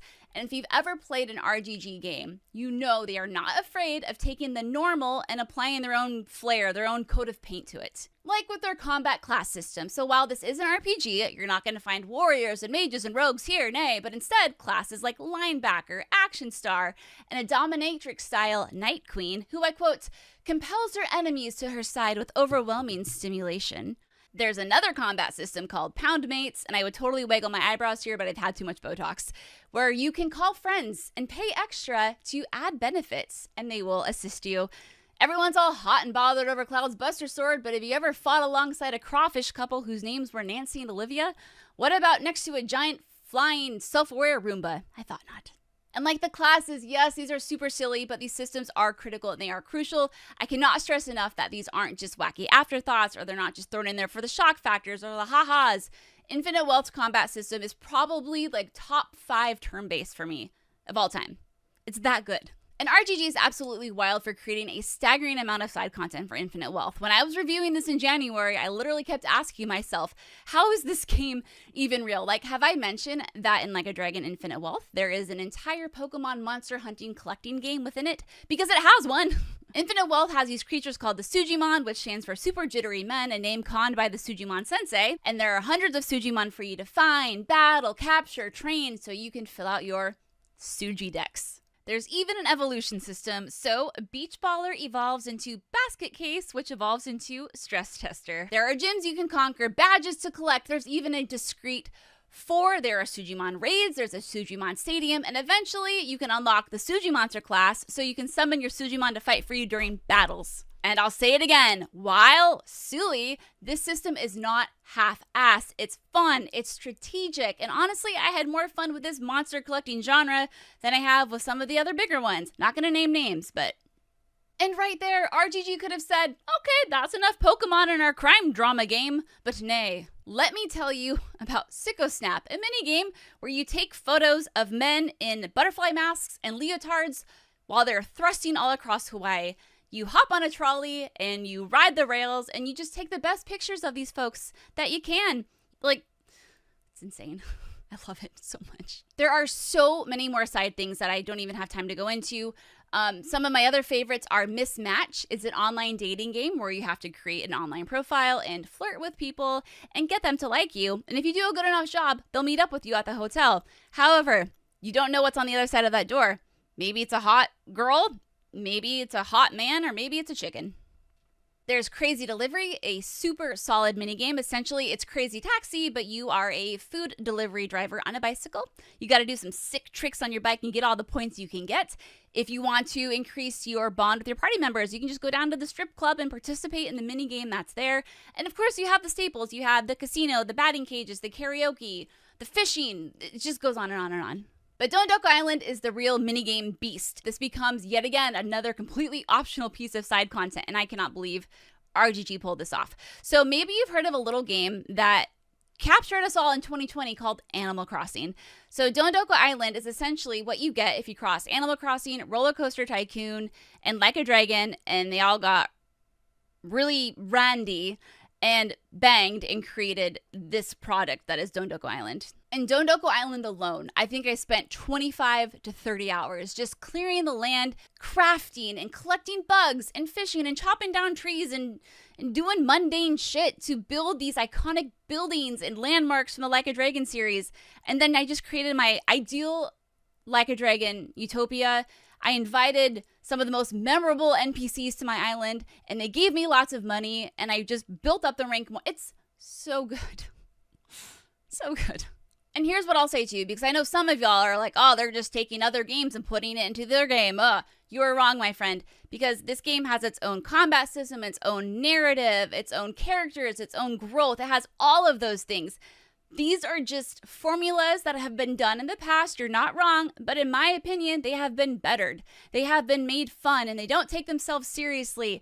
And that is just the beauty and the charm of RGG and what they are capable of doing. As much as I love the quirky and the weird in Infinite Wealth, I think the biggest compliment I can give it is that I felt inspired to live my life a little differently after finishing the story. So Kiryu's personal journey is one of regret, reflection, vulnerability, change, hope, and fictional character or not, there is still so much to learn from and reflect on when you're witnessing someone deal with something that is very much a part of the real human experience, right?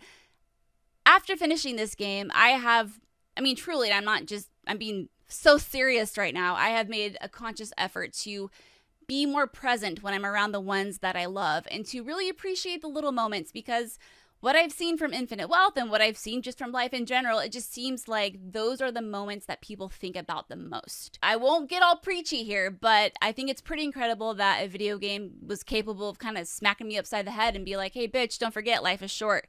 Try not to sweat the small stuff. And I said, thank you, sir. May I have another? If any of you are going to come for me because I'm not there to defend myself, I would say you're a coward, but I guess I'm kind of the coward for pre-recording a video. And before I go, I would just like to quickly remind Alanah that I gave her dog lots of scratches a few days ago, and your dog loves me, so don't disappoint your dog and not vote for me. And Andy, if you don't think my vote is correct, you're wrong. And someone please tell Greg to stop fucking yelling.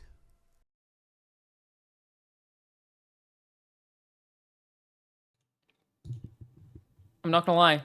She ate. I'm not gonna lie. She All right. ate. All right, hang on. I have to. I'm not gonna lie. Mute myself. That just tripled. That was very good. Brittany did a great job there. Yeah, I did feel like I was shopping for a Funko Pop at a GameStop with a video playing autoplay above me for, talking about, I need to, enjoy and cherish my life. Brittany, there's 93 of these RGG games and they're all 80 hours long. All right. She can't have a rebuttal. That's the only reason why I'm going so hard. Andy, I feel like you maybe don't know how much I love the Like a Dragon series. You can't be talking that shit to me. I know everybody loves them. I know they're incredible. They are incredible. For someone like me, though, someone who's always been interested. A big dumb nerd. In Oh, having... sorry. Yeah, no, sorry. Go ahead. I'm a super cool guy, super tall. Somebody who's been really into these stories and wants to have these emotional journeys, because I see the transformations these games have on people. Mhm. I saw Ray Narvaez go through this journey where suddenly he became the most gigantic Yakuza fan ever, and you're So crying by good. the end of it. I love that shit. But man, where do you? What's the entry point? And I look, and it's like a completionist run is I have a list. 130 hours. Yeah, but Andy, Andy, so- you don't have to play them all. Like there are some that are way better than. I mean, I could talk about this is a whole separate stream. We have Sam ready. It's a Brittany great did a video, great though. job. Great job. Okay, we're welcoming Sam. Sam, hello, you're on the stream. He left. Sam, hello, you're on the stream. Be careful not to leave the call. Your webcam. Hello. There we go. Oh, you're muted. You're muted. Muted. Yay! You tried to trick me. It's all right. Everyone keeps doing it. It's totally cool. Great Totally video, fair. great Sorry, video. we were a little late. That video was longer than I expected, but it was beautiful. Very convincing, honestly. Very and now I have to throw convincing. all this out. And That's the game of the year. She did Pat Banjo the other day, and he came in, I guess, to say hi. But Sam, what is your game of the year and why? My game of the year is I Am Your Beast. I don't know anything about it this. is- I'm ready. Okay, cool. It is a first-person speedrunner. Right now, it's got like 99% positive on Steam, and it came out this year and just blew me away. It was not on my radar. I know some of the people who work on it, but I hadn't really talked about the game too much with them. And then the demo showed up at Steam Next Fest, and I played it, and it was like hooked. So basically, it's like a really tight gameplay loop. Grab guns, hit a headshot, hit another guy with your empty gun. Guy drops his gun, grab it midair. 2 seconds have elapsed. Sort of And then- super hottie then? So actually, yeah, Super Hot is really good. You know how at the end of Super Hot, you get that replay without the slow motion and you look like the most badass Matrix ninja motherfucker in the world? It's like that without the slow motion. So the entire way through one of these levels, you feel like you are playing that Super Hot replay because it's so fast, the controls are so tight. It has really responsive UI to say, hey, you just hit this headshot. There's a little bit of a freeze frame on a kill, just like a half second that gives you enough time for your eyes to flick to where you're going next, what you're picking up next, who you're about to shoot in the face. And it creates this loop and this inertia of just speed.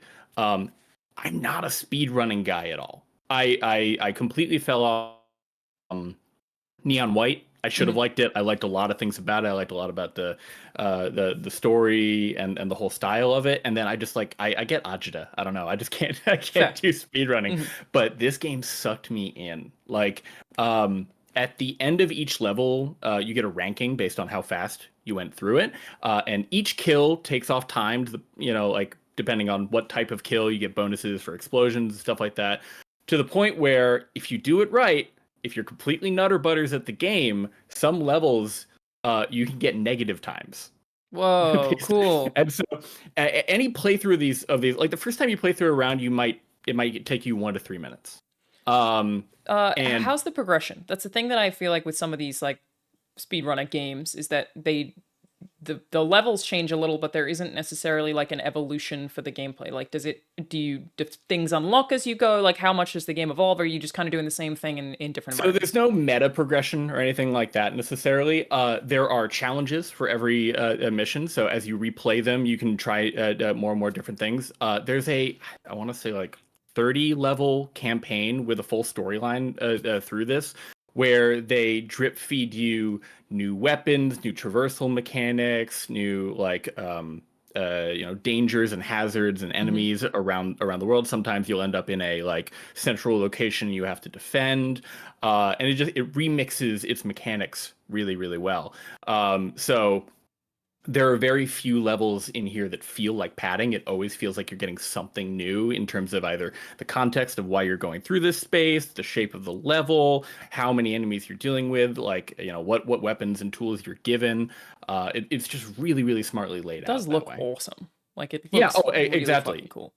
So the Super reason that stylish. this is kind of like goaty for me is I saw a lot of arguments for Astrobot about like this. I think Jacob Geller said it, where it was like, this is the game where they only put in the fun stuff, right? They just said if it's not fun, it doesn't go in. That's what this game is, and it keeps you going the entire time. And even though, like I said, these levels are a minute long, 2 minutes long, you immediately go back for more. You immediately either go to the next one, or you're like, oh, I could do that challenge, or I could do that a little faster. Oh, I could have hit that guy in a headshot, that kind of thing. And it's frictionless. It you get right back in, and it rewards you for it. What makes it game of the year? Like, okay, so I think a lot of game of the year discussions end up being like, what is most game? Totally, like, totally. What has the most to do? Hours spent on it. Yeah. Also, the question is, how long is it, and what does it cost? The actual game itself, I think, if you were to just blast through it, is probably about 3 hours. But you can spend way more, like getting really good at each level. Oh yeah, the S ranking of it definitely took some time for me. I never beat it, but I really enjoyed my time with it. Yeah, I was going to ask you played it, Andy, because I know you were a neon white guy. Yeah, I played a decent amount of it. I just never fully beat it. I think other kind of reviews started popping in, but when the flow is working, it is flowing. It feels really good. Yeah, I don't know about you, Alanah. You know, when I started working on games, I have never had less time to play games, and so games that require 50, 100 hours of gameplay, obviously they're very attractive to me. I love those types of games, and when I have time to do it, I do. But they go whizzing by me, and this year in particular has really gone whizzing by me. Like, I want to play Dragon Age, I want to play Metaphor. I am not going to get to that till probably 26 or something like that. But levels in this game, there are a few minutes at most on first play. I can play for 15 minutes and feel like I've done some really cool shit. It convinces me that I'm really good at the game.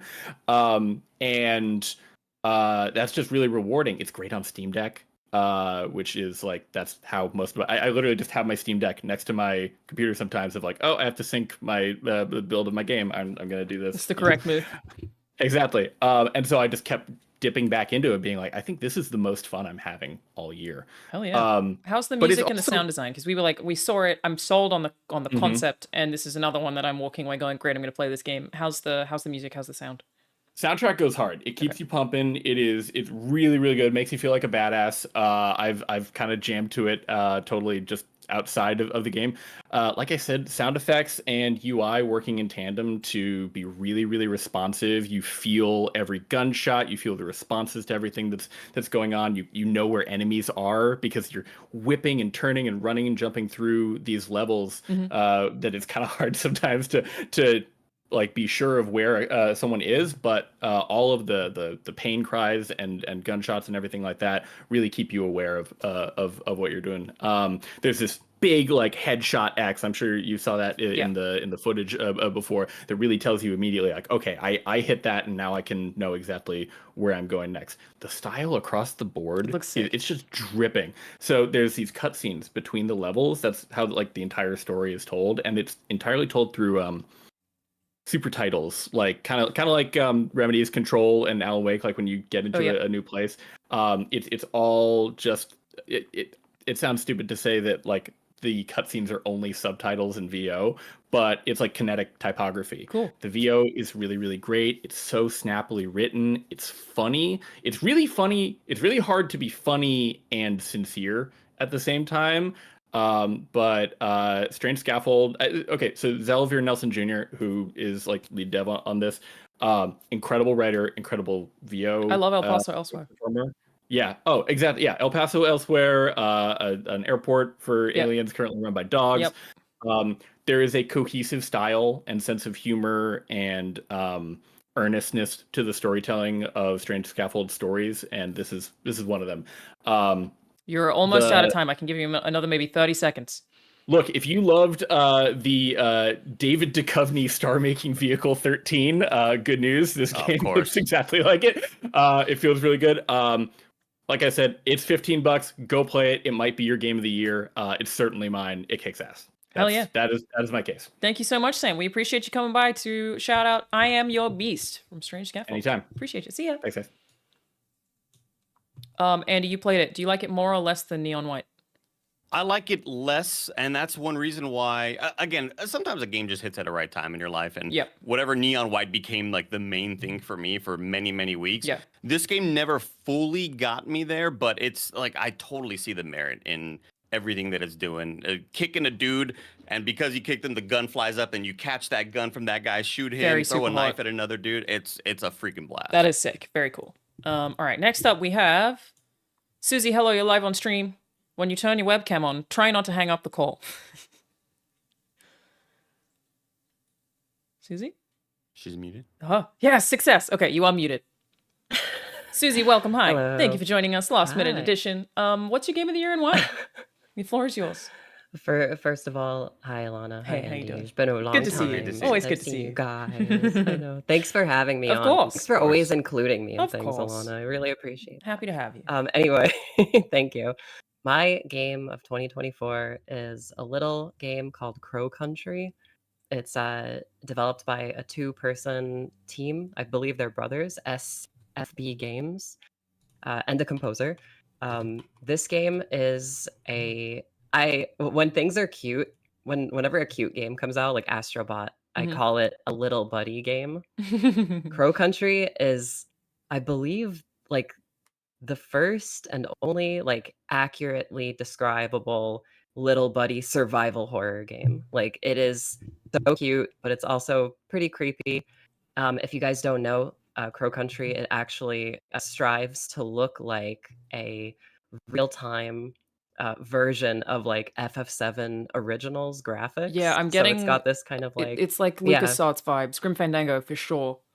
Yeah, totally. It really it looks like kind of like a moving pre-rendered Mm. background, which is really, really cool. But it's, it's fully 3D. It's got all the pillars and the tenets or whatever you want to call it of classic survival horror. Is it scary? While also it's really hard for me to say if things are scary anymore because I'm so desensitized to these Yeah. things. Like I feel like I'm just like you could show me like the most like detestable Yeah, fair, cosmic fair. horror, Yeah, and I'm it's just kinda like, your thing. wow, cool. Yeah, look at the red. I like the blood dripping. I've definitely heard from like non-horror sickos that this game can make you feel really uncomfortable a lot of moments with music and tone and just environments. Yeah, the soundtrack is phenomenal, and it's got it really has like I would say like a mix between like classic Resident Evil and classic Silent Hill atmosphere. Mhm. And the atmosphere is thick. It's very oppressive at times, especially like towards the end game. Like you're looking at these big kind of like sprawling environments that don't make any sense. That you're like, oh god, like how am I here? Why am I here? How does this exist?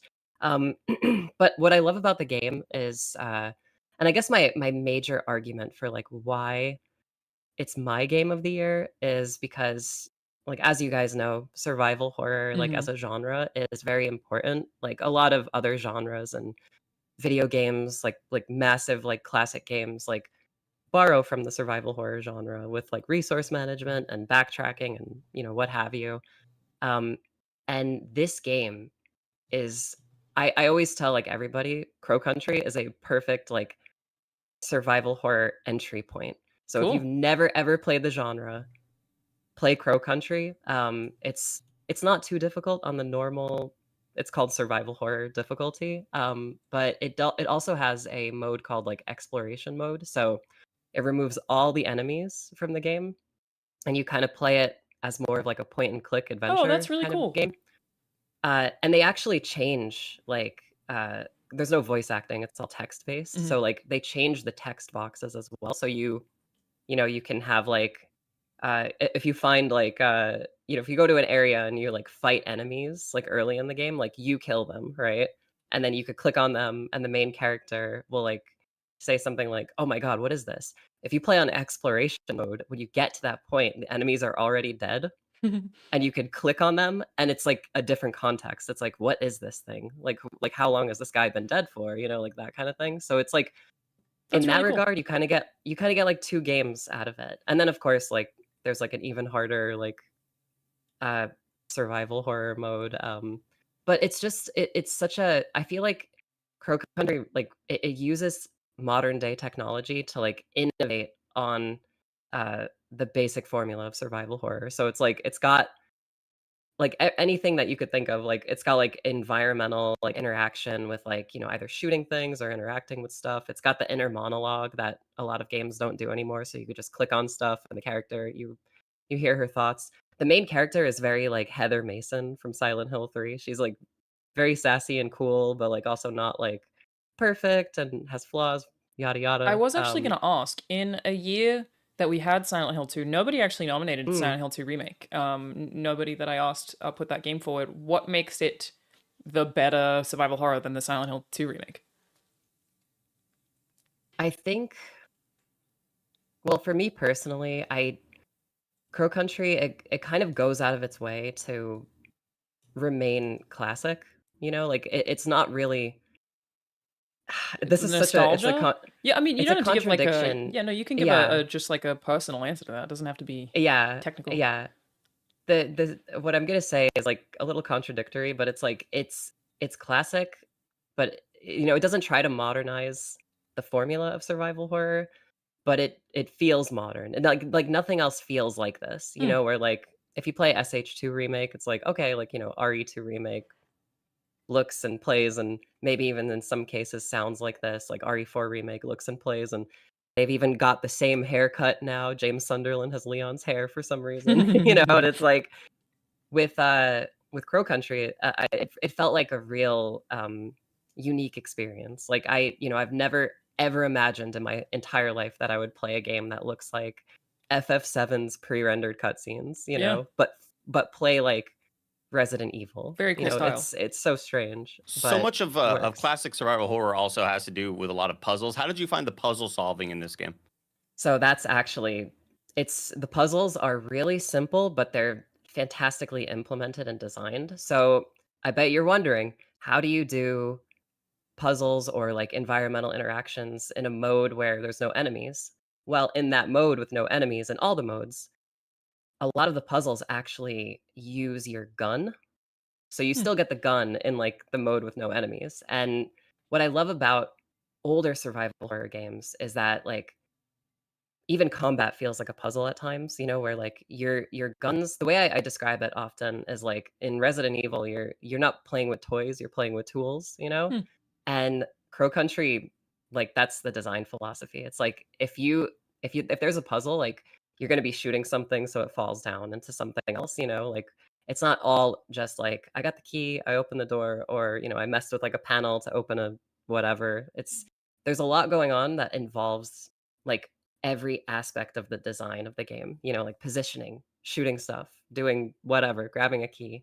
So it feels like it's not like mind-blowing, but it's innovative, it's impressive for this genre. You know, there are so many other survival horror games where it's like, you know, like all throughout Resident Evil's history, I'm like, why can't Leon just shoot the padlock off the door? Like, why do I have to find the padlock key to open the padlock, you know? Like, so yeah, Very no, cool. it's really well designed for sure. And 5 hours to complete. Oh, nice. Very, yes. And how much it's is it? also like it's $20. Beautiful. I actually prepared this point. I spent $40 on it because I bought the PC version, loved it so much that I was like, I want to get all the trophies. And Nice. I bought it again on PlayStation. So it's like, and it was like the best $40 I spent this year. So hell yeah. Yeah, Crow Country is fantastic. I highly recommend it. Also, story, it's not, you know, it's not like the most impressive thing, but it's extremely smartly written. It's got multiple twists, one which is massive, where you can actually figure it out before you get to it. And then when you get to it, the game kind of acknowledges you figuring it out. Very cool. Like Very it neat. kind of blew my mind. I was like, oh my God, yeah, I knew that was going to happen. Very And cool. now something else is happening, you know? Like, so yeah. Very cool. Go play Thank you Crow so much, Country, it's Susie. cool. Yeah, Crow Country, everybody. What's it available on? You just made it sound like PC and console. Yeah, I think it's on everything, like all the modern consoles and PC. Beautiful. Thank you so much, Susie. That was Crow Country. Thanks for seeing. Yeah, thank you Thanks for guys. hanging out. Thank you, Susie. Bye. Andy, I gotta play more video games. We I got a lot of need video more games I time. gotta play. I think we institute at least 7 more hours in the day. I'd like that. yeah, let's call Joe Biden. Probably, Yeah, yeah. I think he could maybe do that. Yeah. Because I got 9 Souls. I'm still working my way through 9 Souls. Yeah. Phenomenal game. There was another game, 9 Souls, nobody recommended either, but there was another one. Never? Never people recommended, and I got 2 people said, hang on, let me find the name of the game. Dude, one of the games. Never. A lot of good, actually like a pretty fucking good year. Where was it? It was it's like Thank God You're Here, I think is what it's called. Oh, thank goodness you're here. Thank goodness you're here. Yeah. Big Goose Game energy. Cute little 3-hour game, yeah. Yeah, that like is another one that I think 2 people who just didn't have the availability to do this today had suggested. It's another like shorter game that I wasn't familiar with. Anybody talking about 1000 X Resist? No. Ooh, I've seen that on some lists too. I think that got some nominations from some of the other outlets. I'm not sure. Too many games, man. Incredible storytelling. 1000 X Resist. Yeah. Great writing. We're about to have our only double because I tried to make it so that we didn't have any games said twice. But this one is deserved because the person who presented it the first time did a really bad job. Welcome, Janet. You're live. If you want to turn your camera on, try not to hang up on the call. Success. She did it. She's unmuted. Yes. Perfect. Oh, look at you go. Discord, Here we go. Discord Pro. We're off to a strong start. Woo! Janet, what is your game of the year and why? My game of the year. You have a presentation, don't you? Astrobot. Okay, hang on. I do have a presentation. Okay. Can you see my screen? Yes. Like I said, you are the only Okay. double, but it feels deserved because all Greg Miller actually did was yell about people. So I feel like Astrobot really deserves its actual time to shine. Good points, though, he was making for the most part. Yeah. You know, they were okay. Yeah, I like the part where he mentioned me. So yeah, not all bad. Yeah, I like the part that was about me. But cool. My game is Astrobot, and I'm here to talk about what makes it so good, which is honestly pretty much everything. This game does not have many weaknesses, except maybe its story, which is a little bland, but I do think the things that it aims to do well, it does immaculately. And I think the vast majority of people watching this would pretty much agree with that. It's an incredible game. And yet there's still this conversation about, is it Game of the Year worthy? And I think a lot of that boils down to how we perceive platformers. I think there is that assumption of, yeah, but it's a platformer. Like, it's kind of, easy fun, low-hanging fruit. I think because it's fallen out of favor for a lot of AAA games, it's kind of seen as like, oh yeah, that old thing that was fun. Yeah, it's still fun. And we kind of tend to write it off after that. But I really want to make this about why it's fun and why that's so special. And for this presentation, I urge you all to ask yourselves, are other games better than Astrobot? Or do I just dismiss platformers as simpler and thus less worthy of acclaim? Compelling. So I want to get into the heart of what makes Astrobot great and the heart of what a lot of 3D platformers are chasing, which is joy. That's really what everything design-wise in Astrobot comes back to this, and it's really smart and really thorough and really well done. So we have stuff like the nostalgia is awake, it's a joy. The sensory delight of the DualSense is there. We have the saturated colors. We have the incredible animation work that's really playful and fun. We have the fun music and soundtracks. And we also have the inclusion of the NPCs, which I think a lot of people think of as like the nostalgic level of, oh yeah, you're rescuing the bots and they look like different PlayStation characters. But there's more to that than just those NPCs. There's also stuff like, who could forget the cow that you can give a hug to? If that's not good gaming, I don't know what is. And I think for a lot of people, it kind of starts and ends there, right? They're like, it's a fun game, it's cute, it's vibrant. And they're like, oh yeah, that's why it's great, because it's really colorful. But that's like every 3D platformer ever made is kind of in that vein, in that aesthetic. Like they're all chasing that. Varying degrees of success and quality, as you can see here, but they're all kind of getting at that. And yet I think most of us could agree that Astrobot remains sort of a step above. So again, we have to ask ourselves, why is that? It's not enough that, oh yeah, it's better, but why is it better? And so much of that boils down to how they just nail feel. But also, Team Asobi clearly knows what makes a good 3D platformer and how do people play 3D platformers. Like whether you're a platformer stan like myself, or you hit up Mario now and again and kind of call it there. The way people move in platformers is very tool set based. You're going to immediately jump. You're going to run around. You're going to hit something. And Team Asobi really designed all of their levels to, as if to say, we know that players want to mess around with our moveset and our tool set. How can we give them support in messing around, in having fun? So, something like the little grapple hook where you're swinging at the top of this slide, that has impeccable sound design, a good nasty squelch to it, but it also has like these mushroom guys dancing. It's like, okay, we're going to really get all the juice out of this. The bottom left corner, we have that sponge mechanic. What's fun about it?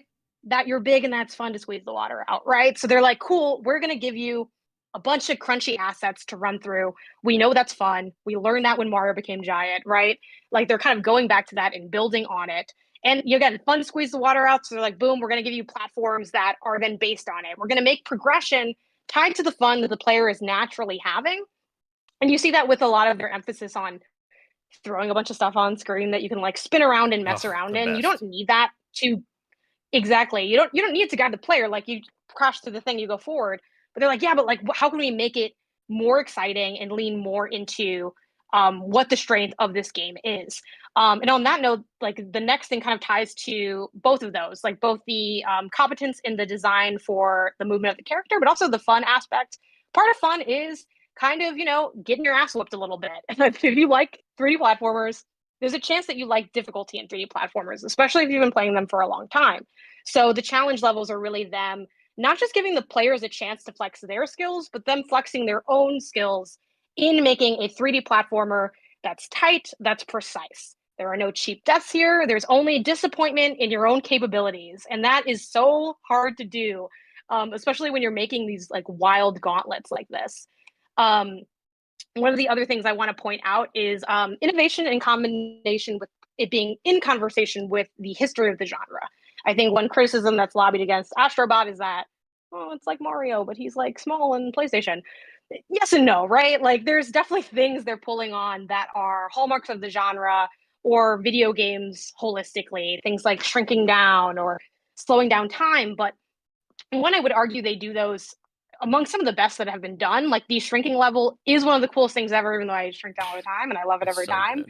But I think the other thing that's really cool about Astrobot is it throws all these different ideas at the player. And as I was playing, I'm like, cool, it's great, it's fun. It's not gonna get better than this. And the answer is it kept getting better. Yeah. For me, this all culminates in that I think the level might be called like Luna or something, but it's the day-night level where you're both like changing the time of day, but also like manipulating the orientation of the level, like opening up this bigger aspect of exploration that you don't normally get in a genre like this, which I think is really, really cool how they can make stuff feel like it's paying homage to the genre, but also suddenly it's new again when Team Asobi does it. And on top of that, they have stuff that's really weird that I didn't know I wanted to do, that the second it appeared, I'm like, oh my God, how did you know I wanted to do this? I didn't know I wanted to do this. There's a level where you fight this trio of birds stacked on top of each other, and you have to break open their heads with the hover jump. But a big mechanic of that level is that you have this little backpack that can like suck up this like goo or honey or yolk or whatever and make these bouncy platforms. So you bounce your way up there, you hover jump to crack open the egg, and then you like suck the skull juice out, and it's like super nasty, Just what I wanted. and strange. Yes, it's exactly. It's like, why do they know everyone wanted this? But they did, and I think that also speaks to another thing that really comes through in playing Astrobot. I'm not there in the room when they're designing and developing this game, but as the player, I really get that feeling that this team came together, had good ideas, and built on those good ideas, and kept adding and re-embellishing. This is one of the most like overproduced games I've ever played, where they could have stopped like feeling like 6 iterations ago, and instead they're like, no, but then what if when you got here it did this animation, and when you stood on the platform it like lit up and also had a sound, and then you could do like, they just kept riffing on their great ideas, and I think that is super cool. And one of the last points I want to make, which is funnily enough one of the first things people compliment on the game, is like the collectathon. I do think it's a fantastic collectathon format, but I also think that they do a great job making it where you're collecting in part for progression, but also you get cool stuff. Like one of the things you can unlock is this place called Safari Park, which is just a place full of cute animals that you can like take pictures with, and it's how you get the photo mode. So I think that's super rad, and just a way to really like think through everything. Everything is so purposeful. the bots you collect help you reach other areas in the hub world. Like everything is so well thought out. So I definitely think it's not enough for, yeah, Astrobot is fun. The end. I think I implore people that do enjoy this game and appreciate this game to really unpack why and all the great stuff that goes into it, because that is what makes it GOTY status, in my opinion. Which brings me to my final points with my final 2 minutes of time. Some fun facts. Astrobot comes first alphabetically on this list of games people have. So I think that's already She's kind right. of a win there. You're right, yeah. I can't It confirm if is, that's true, but I believe it. We actually love things that start with A here, so. Well, and it has B also. So it's got A, it's got B, it's got everything you need. Crazy. It's really running the gamut here. Secretly or not so secretly, a lot of you agree with it being Game of the Year because it won at the Game Awards. Greg already mentioned the Metacritic is up there, tied with Metaphor Fantagio. And then just to really end it here, we got why the other games are just not as good or not GOTY is the easiest thing. The process elimination. Balatro, we got it's low key valid. Batman Arkham Shadow, I don't want to wear the headset. Black Myth Wukong, not skilled enough to play Elden Ring. Dragon Age is a Veil card. Oh, the other RPG that came out this year.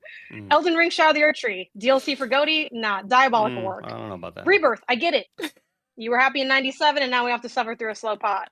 Helldivers 2, is this GOTY or did Gary just play a lot of it? Indiana Jones and the Great Circle, much closer to Thief than Dishonored in my opinion. Like a Dragon Infinite Wealth, I get it. The men are hot. Mechabellum, talk to me when it comes to console. Satisfactory, that's just Animal Crossing for tech bros.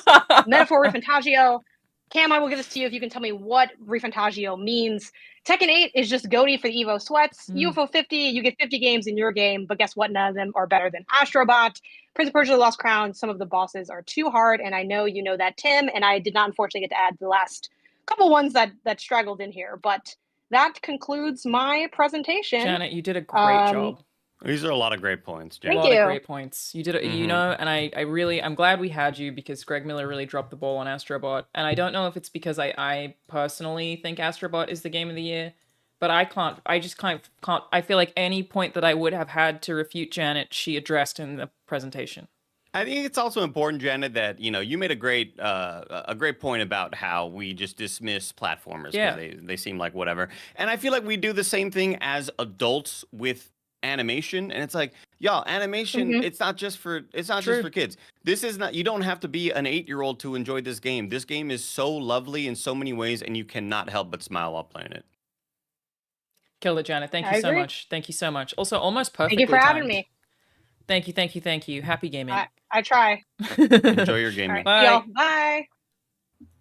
Man, She's Greg right. really sucks, huh? And Greg really...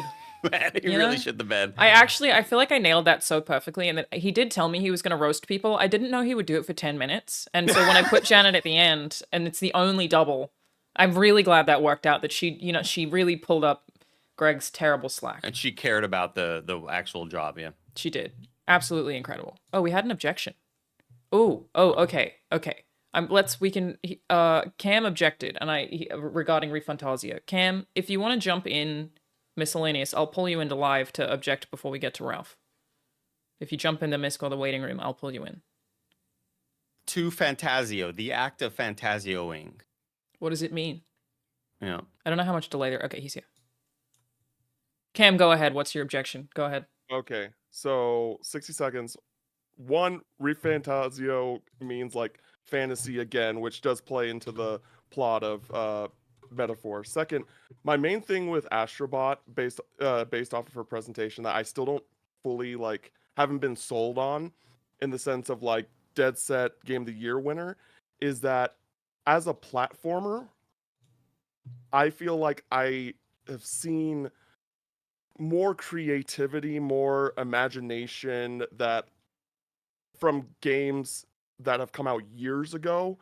So I'm curious as to what is it about Astrobot as a platformer or as a game that pushes the industry forward in ways that a lot of people, how they define what Game of the Year is. I don't particularly agree with that definition, but based off of Janet's definition about based on others, that's my kind of pushback on that. Well, one, it's got Bloodborne in it, so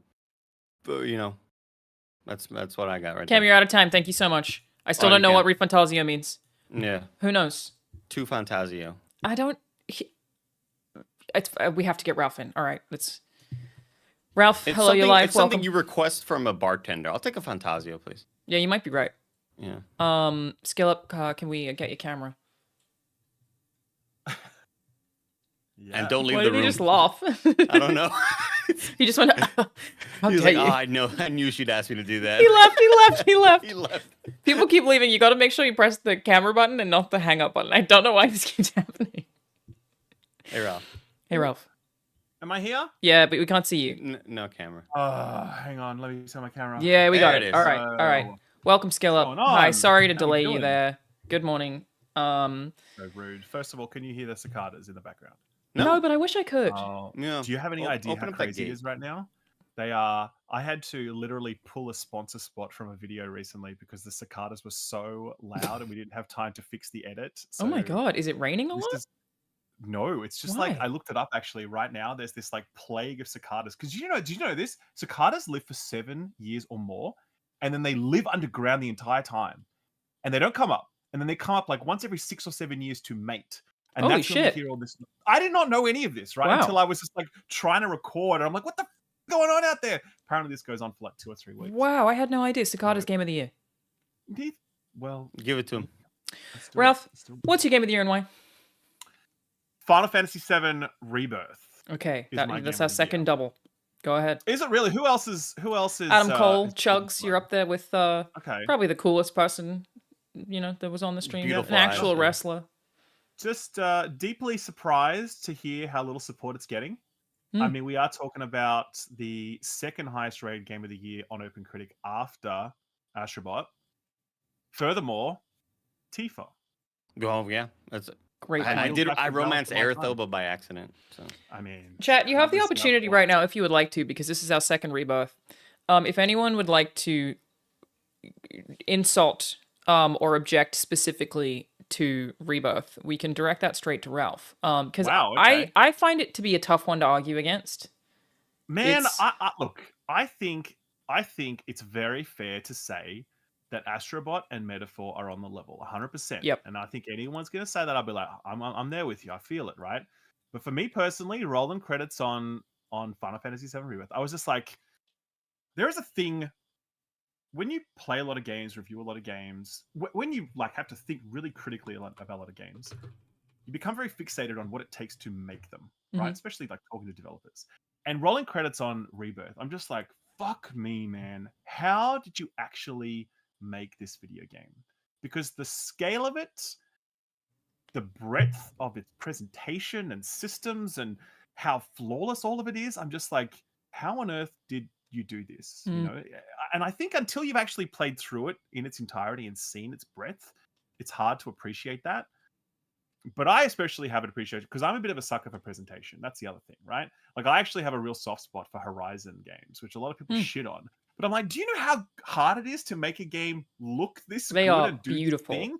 And I'm not just talking about like, oh, the graphics are really good. It's like a whole package that really sings, Mm. you know? And I think it's the same reason people shit on like James Cameron's Avatar or whatever. And it's like, oh, that sucks. No cultural footprint. True.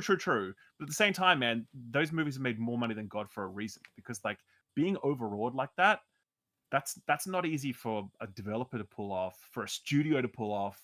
And I mean, Rebirth just pulls it off like again and again. Just the number of times where I was sitting through a scenario of that game being like, how did you pull this off? Where did this imagination come from? How did you find the budget to also include this sequence? You know, that was just crazy. You know, do you say so, that's? disagree.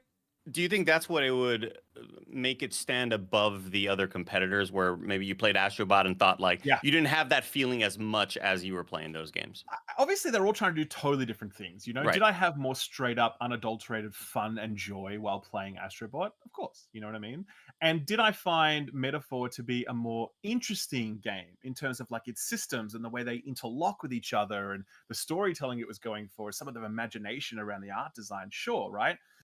But I think I got a lot of those same highs with Final Fantasy VII Rebirth on the reg, while also just getting this level of presentation and polish and finesse and spectacle that I don't think those other games could ever match. Mm. You know what I mean? Like there is an entire sequence in Final Fantasy VII Rebirth where you're playing the optional card game Queen's Blood on a cruise ship, and Red 13 decides to cosplay as a guard for some reason is dancing like Michael Jackson, and he has to stand on 2 legs to do it, which is very difficult for him. He does this whole sequence, and it's totally optional, by the way. Like, you don't even have to do this, but it's incredible. It's a lot of video game. There are some people in chat addressing, I don't really know how to phrase the criticism, but that it's like Yes. 1/3 of a narrative. Like, does it not lose points for I just being the middle piece of a story?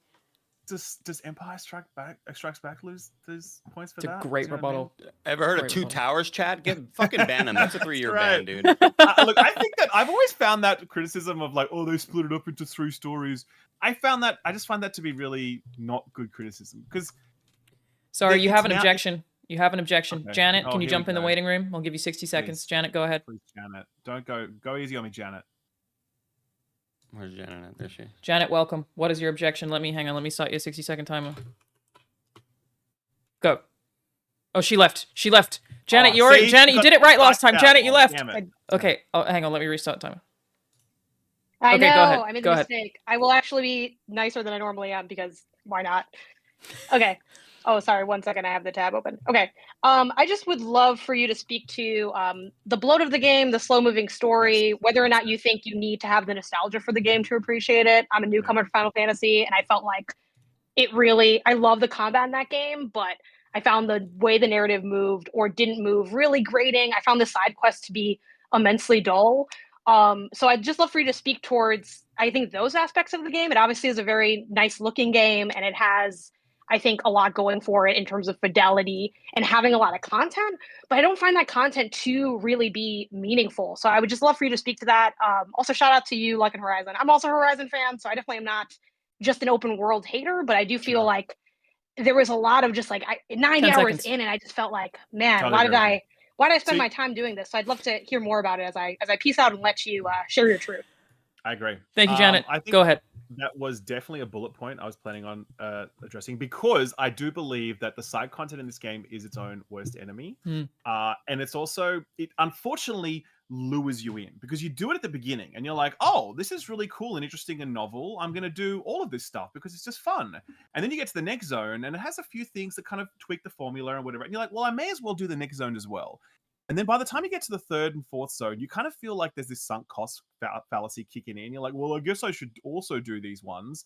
And you start tumbling down this hill where you're like, oh no, this actually isn't good at this point. And I totally agree that all of that side content actually net does not add to the game. And I think it would have been first of all, it's all optional. You don't need to do any of it. It's very easy to progress through this game without doing any of it. There are no like progression roadblocks, like, Metaphor at the back end. You've really kind of got to grind your way up to make sure you're strong enough. There's nothing like that in Rebirth. You just kind of have to like, just play whatever you wanted. And I would actually recommend anyone playing this do like the first zone and then kind of don't do any of the other side content in the others, which I know is like a big knock on it. Interesting really thing to didn't- say for your case for Game of the Year. Yeah, but like I think that obviously Game of the Year does not mean that a game is flawless, obviously. It's true. I just think that it means that those things that really worked super well, right? And the side content being what it is, it's definitely a weakness of the game for sure. I would like to see less of it next time, or I would just like to see it more diverse and more interesting in the future. I think that question also about like the pacing of the story is a very relevant one, particularly when you get over the boat and the cruise ship, you arrive in a new zone, it really kind of grounds to a halt while you're just doing some beach bullshit. Absolutely agree. The pacing on it does have some problems. Fully agree with that. But for me, when I got over those little bumps and it was like, cool, now I'm at the Golden Saucer. And this is like one of the greatest things I've ever seen in my entire life. And it's just full of so much fun and joy. And the storyline kicks back in then and off we go, So, definitely not a... I have something, Ralph, to mention. Talking about this game being as deep as it is wide. When we talk about like, wow, they thought of all these things. That's the same moment or the same thoughts I had about Baldur's Gate 3. Whenever you'd experience something, you'd be like, wow, they thought to do this. These developers knew that somebody would experience this. Something I've experienced recently is I got towards near the end game and I was like, man, I'm kind of underleveled. Let me go back and do a lot of stuff. And kind of a spoiler, non-spoiler, but let's just say the dog's voice sounds different now. Red 13's voice is different. And I'm going back and doing a lot of other side quests that were from the 10-hour mark in the game, the 15-hour mark in the game. And all of the voice, the new voice is now present in all of the old side quests, which was stunning to me. I was like, holy shit, they thought to do that. And when I did these quests earlier, it was deep voice, Red 13, and oh, he's a little kid. Whatever that's all about. I don't really care about the lore implications there. I was just impressed by that. And there's the soundtrack on this game. There's like one song that's a fucking banger, and you only hear it like once in the entire game. You know what I mean? And the soundtrack of this game, it won the award at the Game Awards. It is the best soundtrack of the year. I will not hear otherwise. It's remarkable. You know, I just think there are so many little touches that come up through it where you could just feel the amount of like blood, sweat, and tears that was poured into this. And it's also a testament to the importance or the value of like making a game and then making another one, right? And what I mean by that is that like when you get a whole bunch of tools and assets and you get a baseline in place, then you think, okay, well, what can we do on top of that? And I think, you know, obviously the first remake was, you know, a fairly constrained affair. It was like 25 hours, quite linear. You know, it was still a great game. I enjoyed it. But this just feels like an entirely new level was reached because the developers already had that foundational stuff there. And they're like, well, what else can we add on top of that people are never going to expect? Or how can we remix these tools to deliver something all new, you know? And I think that is something that developers talk about a lot. They're like, when you actually have something there that you can work with, it makes it so much easier to be innovative that next time around. And I think I really felt that with Rebirth. Thank you, Ralph. You're exactly at 10 minutes. We appreciate you coming in, making the case for Final Fantasy Rebirth once again. Second time. It's a great game. Thank you so much. Great job, Ralph. Continue. Bye. All right. We have an additional person coming in, Andy. Rahul Kohli is here, everybody. Would like to make a case for his game of the year. Hey, Rahul. I'm gonna give Rahul the headphones so you can hear. Wait, was there another objection? No. I was like, why did you do that? All right, Rahul. I'm gonna give you the headphones so you can talk to Andy. The floor is yours. Well, I've got a picture to Andy. Yeah. Well, I can also hear you. I just won't be able to hear Andy. Yeah. Andy, better side with me, man. What's up, bro? How's it going? Hey, how are you, Andy? How are you doing? I'm great, man. Thanks for asking. My choice for Game of the Year is incredibly predictable. It's Warhammer 40k Space Marine 2 by Saber Interactive and Focus Entertainment. I want to open this up I want to start with a hard comparison here. Has Astrobot been mentioned? Yes. For the very same reason, twice. So and I also love Astrobot. It's my second game of the year. For the very same reason that Astrobot hit with us all, which was nostalgia, which took it back to and reminded us of a time of pure gaming, especially for kids in the 90s. I think the same argument could be made for Space Marine 2. As someone who grew up with Doom, Gears of War, etc., Space Marine tapped into that same pure action combat gaming. I felt that it was the perfect length of game, the campaign. The multiplayer mode wasn't just thrown in. It's been really well received by the community and supported by Saber and Focus. I think the storyline was compelling, even for non-40k fans. I feel like it's a good starter for anyone who wants to get into Warhammer. We also worried that over the early previews of the game, it looked like maybe Saber, who, you know, are not as experienced or well-known as other companies, it might not be optimized very well. We were expecting poor frame rates when there were multiple enemies. It may have been slightly janky. That was not the case whatsoever. They delivered one of the best looking games of 2024 and it ran really well. I also was lucky enough to play it a pre-release copy before its day one patch and had little to no issues even before it was patched. It's Ultramarines, it's Space Marines. Also, and one of the other things... Why did you... Just gonna say, hey, Rahul Kohli, Alanah PS here, independent. Can you address the fact that when I played through this game 2 days after launch, every single cutscene was black and I couldn't see any of them and I had to watch them later on YouTube? That's a skill issue, Alanah. That's a skill issue. Not only is it a skill issue, what she failed to mention was that she played through the campaign with Lawrence and Bruce. You played online. I can't speak to playing the first time you play through the campaign with two other people on new servers, and I would imagine that Saber weren't expecting that much traffic for a Warhammer game. But it's something that it looks like the future of Warhammer should be prepared for, because I think the same's happened with Darktide 2. This is a franchise that is getting bigger and bigger by the day. And I had another point before I was rudely interrupted. Yeah, So, Yeah, I'm sorry, here's- Andy. I'm sorry, Andy. Here's a point I got for you, Alanah, or for Rahul. It's guns and it's got a parry.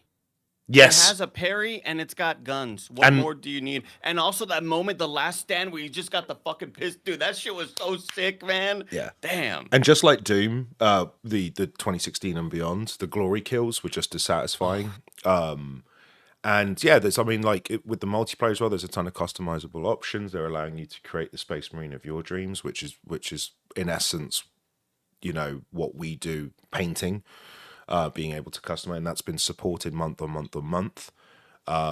It's beautiful. It is an absolutely stunning game. It's and the other thing is as well, if you're a Warhammer fan, I don't think anyone expected a sequel to Space Marine, which was a good game.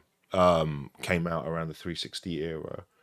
It was THQ, I believe, so people just thought, well, that was that done then, right? And then to get this, and then for it to deliver, for it to be a smaller team, and I think the fact that it's not AAA, but I think it stands shoulder to shoulder with most AAAs that have come out this year.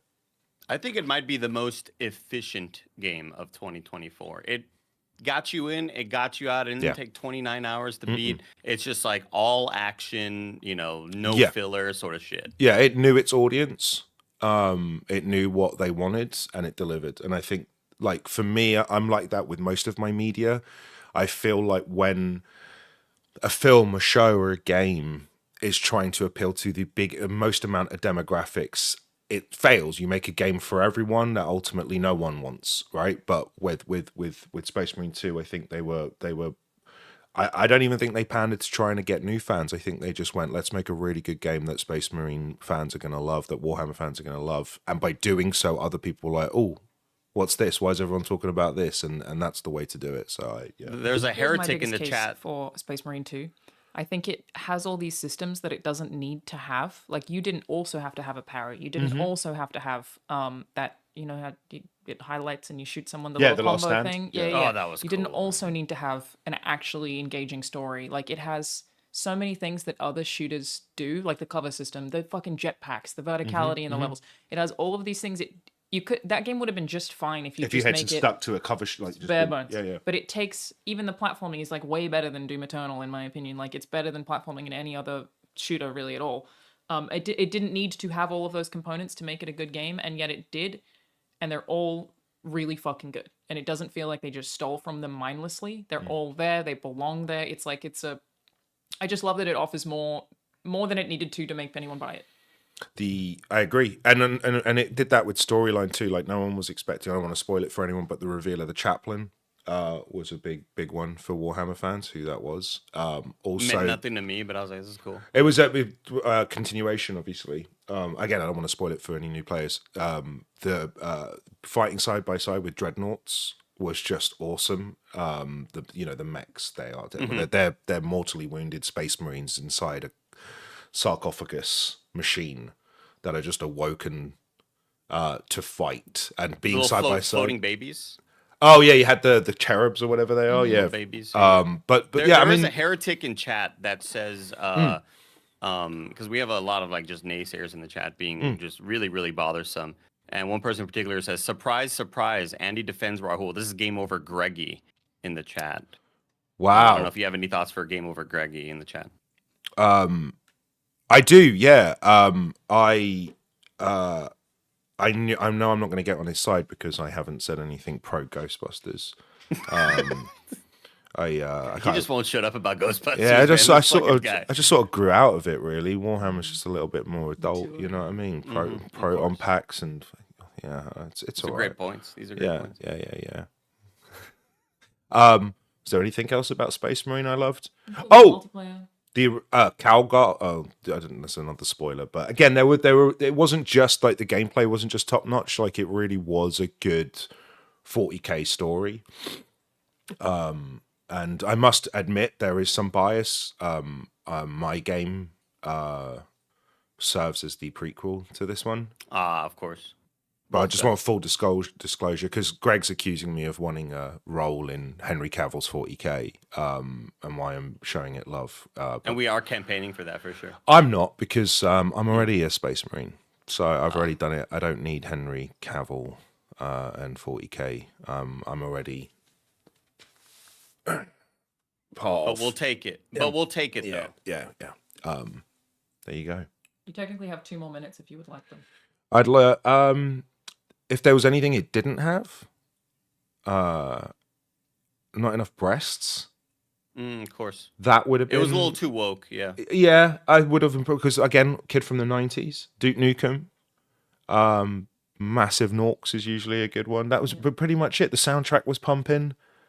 But yeah, I don't. You know what's funny? I'm so confident in my choice. I don't need 10 minutes. I only needed 8. Wow. Yeah. All right. Thank you so much. So thank you. I'm going to go play Rogue Trader, which would have also been my choice last year. Rogue Trader. You can't just run in here and yell at Rogue Trader. Just like, if anything, a brand loyalist. You know, I appreciate that. And what a brand to be loyal to for the Emperor. Am I right? That is everybody. That is all of our picks for today. Andy, what do we do now? I didn't think that I would be so convinced by so many arguments that I don't know what to do now. I mean, we can talk about the select. We could talk about the selections, and you know, if anything, it comes down to there was 2 games for Astrobot, or 2 voters for Astrobot, and 2 voters for Final Fantasy. I feel like if I'm going to take the most compelling arguments, I think, like, argument alone, again, could be me, please call me out if I'm wrong. I feel like Janet made the best case. There was the best argument we had presented to us today, I think. I would agree with that. I would say it would be tied with Brits. I was talking a lot of shit about Brits, but True. I was just being shit talking. Brit also did a great job. And I think more importantly, a lot of it also comes down to the audience response. The audience was responding in such an active and positive way to Brit's video, true. being like, damn, I didn't know this about this franchise. It's true. Seemed like a lot of people were swayed. I think that we probably... Okay, so first was Astrobot. Greg Miller really let that team down a lot, actually, unfortunately. Just a shithead, yeah. Yeah, just really disappointing guy. Mhm. But Janet brought the heat. Balatro, Andrea Rene. I feel like most of Andrea's argument is Balatro a great game? Yeah, but most of her case was you can just play it anywhere, which I feel like maybe is not enough. I also think maybe she should have, you know, at any point had a meeting with this producer that we were speaking of. Yeah, this unknown producer. They probably should have worked together a little more. Let's get a little shared Google Doc or something. Yeah, something like that. Black Myth Wukong, Destin also made a great case. I really like the point that he mentioned that it doesn't have to be perfect. Your game doesn't have to be perfect to win Game of the Year, Look, which is totally true. Invisible Walls aside, I think Black Myth Wukong could have been my GOTY if I just had fun with the combat, and I just didn't. I just like kind of played it because I loved the spectacle and the cutscenes and the production levels, but it was just like the act of playing it wasn't engaging enough for me. And I think like you're a combat first game, and I'm a combat sicko. I'll play any game if it has like decent enough combat, and for whatever reason, Black Myth it wasn't my jam. But I would say the argument was good. Yeah, I'm actually not with you on that one. I like the combat in that game, but I really didn't like the level design. Did you play Stellar Blade? I did not play Stellar Blade, and I've I know heard it's- Stellar Blade's better combat. Look, I know it's really Gooner. Oh, no, Goonified no, and I stuff. love a big titty game. Yeah, like not only are the titties great, but the combat was so much fun. It reminded me a lot of Lies of P, and I love the Lies of P. And I just wish that I wish it had any other combat system in it. Yeah, I would have interesting. enjoyed it a lot. But for Destin's argument, I feel like he maybe lost some points there for addressing that other games did things better, which is the same as Tim Gettys, who presented Prince of Persia: The Lost Crown. I just feel like when you come in here and you go, is Astrobot a better game? Probably. We kind of have to disqualify you. It was a plea of passion for sure. I get where Tim's heart was. Tim knows that Astrobot is probably his game of the year, but it was more of a, hey, this game is really good and not enough of y'all bought it and not enough of y'all played it. And we understand why. It's not your fault, but trust us, the game kind of, it rocks. I am going to buy does. it. Like, if I talk about the games that I came away from this saying, oh, I'm going to try that, Tim won. Tim won me on that hard. I actually think I Am Your Beast from Sam also I'm going to play. So like the 2 games that I'm like sick, I'm going to buy these are those 2 that I have not played. To be fair, a lot of these on this list I have played. Great So experiences. yeah, they both There was, sound there was really a guy good. at the beginning who made a great case for Shadow of the Erdtree, I thought. I forget his name, but there was a lot of awesome points being made there for Elden Ring, and Were I there? think we should also keep that in mind. Well, yeah. it's a Some DLC good though, so it can't be Game of the Year, unfortunately. Some good imagery. Yeah, well, maybe. I think I'm gonna throw it to chat. I don't know what the easiest way to do this is. I feel like at the end of the day, you get a great takeaway from this stream is that everybody loves a bunch of video games and they can talk about it for 10 minutes on length and all be right.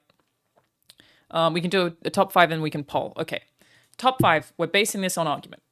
We gotta go Astrobot. That's in our top 5. Okay. Yeah, let me get the one sec. Yeah, keep on. Okay. Top 5. Number Astrobot. 1's Astrobot. Let me get the We gotta do Final Fantasy Rebirth. text file here. Yeah, Rebirth for sure. I mean, not only did it have 2 people talking about it, but the points being made were Great very points. valid. Yeah. Like a Dragon, Infinite Wealth. Fuck, really fucked that one up. We knew what you meant. Like a Dragon, Infinite Wealth. Chad is Infinity also Ward. saying Metaphor, which I think I agree with. Metaphor Refantasia. Metaphor is definitely the one where even if the argument wasn't good, I'd be like, yeah, but it's probably Game of the Year. Totally. And that's not even a game I played or even vibed with a whole lot. I just get it. It's a game that I get, you know? Totally.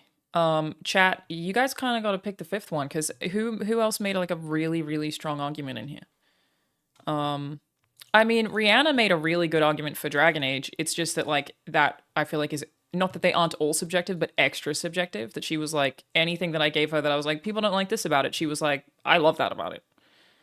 I also think Rihanna gets a lot of points for me as somebody like her not being a Dragon Age fan. I could see why there would be some drawbacks to her argument, but for me it was like just having a brand newcomer to the franchise jumping into this gigantic world that you were already kind of fighting uphill to understand what the hell is happening, and you found that much enjoyment in 80 hours.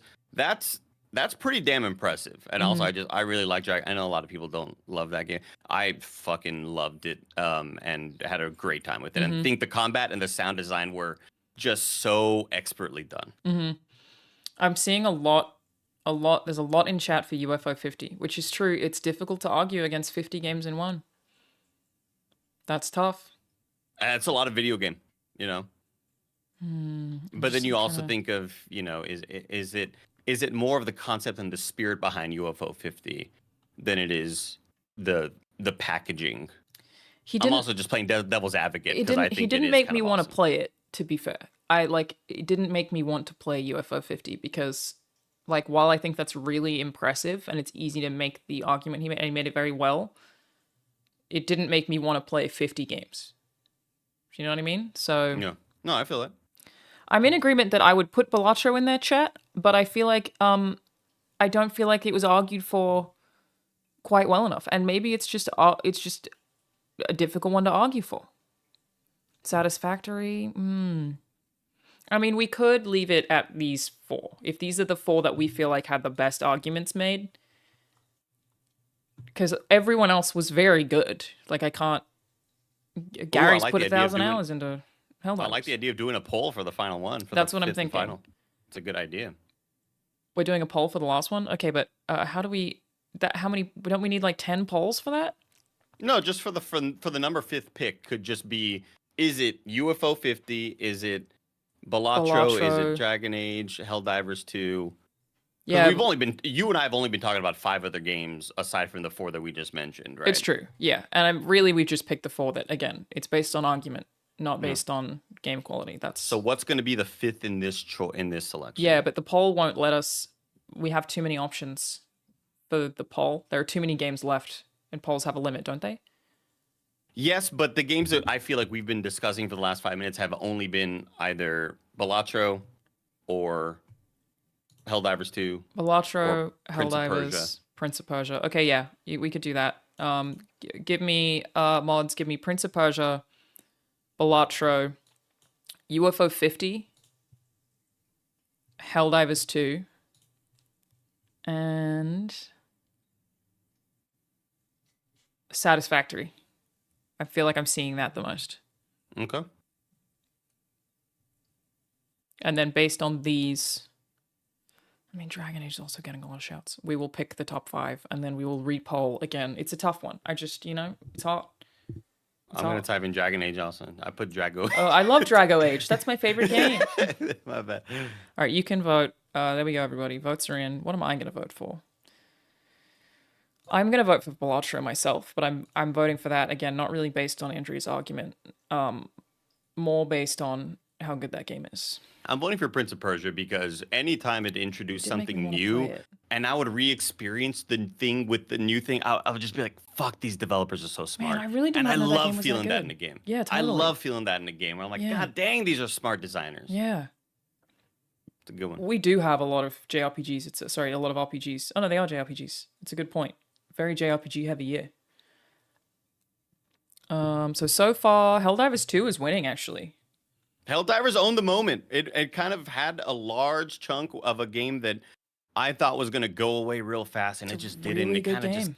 it just kind of had the zeitgeist and all the conversation around it. It was really impressive. From the Dance Dance Revolution of the button inputs, like, it's so fucking fun. And, like, I think Gary's right about how cinematic that game is. And that, like, I would watch someone do something in that game while I was playing it, and an explosion goes off in the background while they're diving, and it's so fucking cool, so organically. Very, very impressive.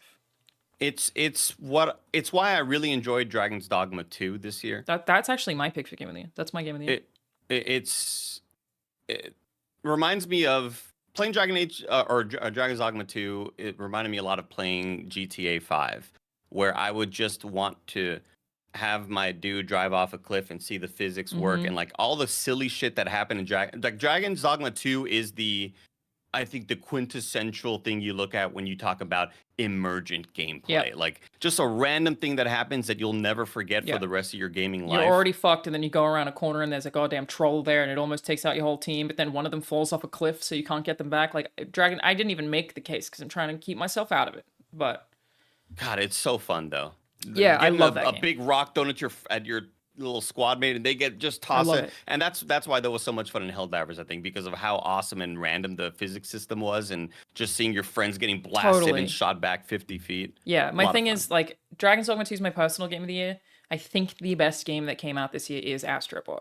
For many of the reasons Janet listed, which is, like, it's all principles of game design perfect. Like, all firing at 100%, all flawless. Like, it's just, you so rarely get a game like that. Yeah, Helldivers 2 has made our top 5 list here. Chat, again, we're picking this based on arguments presented. That's it. About how final vote should be for best argued, correct? Yes, you're basically saying which game won the debate rather than which game you like the most is the idea. And it would be one thing to look at Astrobot and be like, well, we had 2 people talking about it, but we really true. didn't. No, we had had one one. person We talking had one. about it. We had Janet. And she made a hell of a case. Yeah. And I'm I also completely like, agreed with everything. while we did have 2 people talk about Rebirth, I would have put it here anyway based on Adam. Based on Yes. what Chuck said. So, but I actually didn't know what Ralph was going to pick. So I was like, oh, cool, Rebirth also.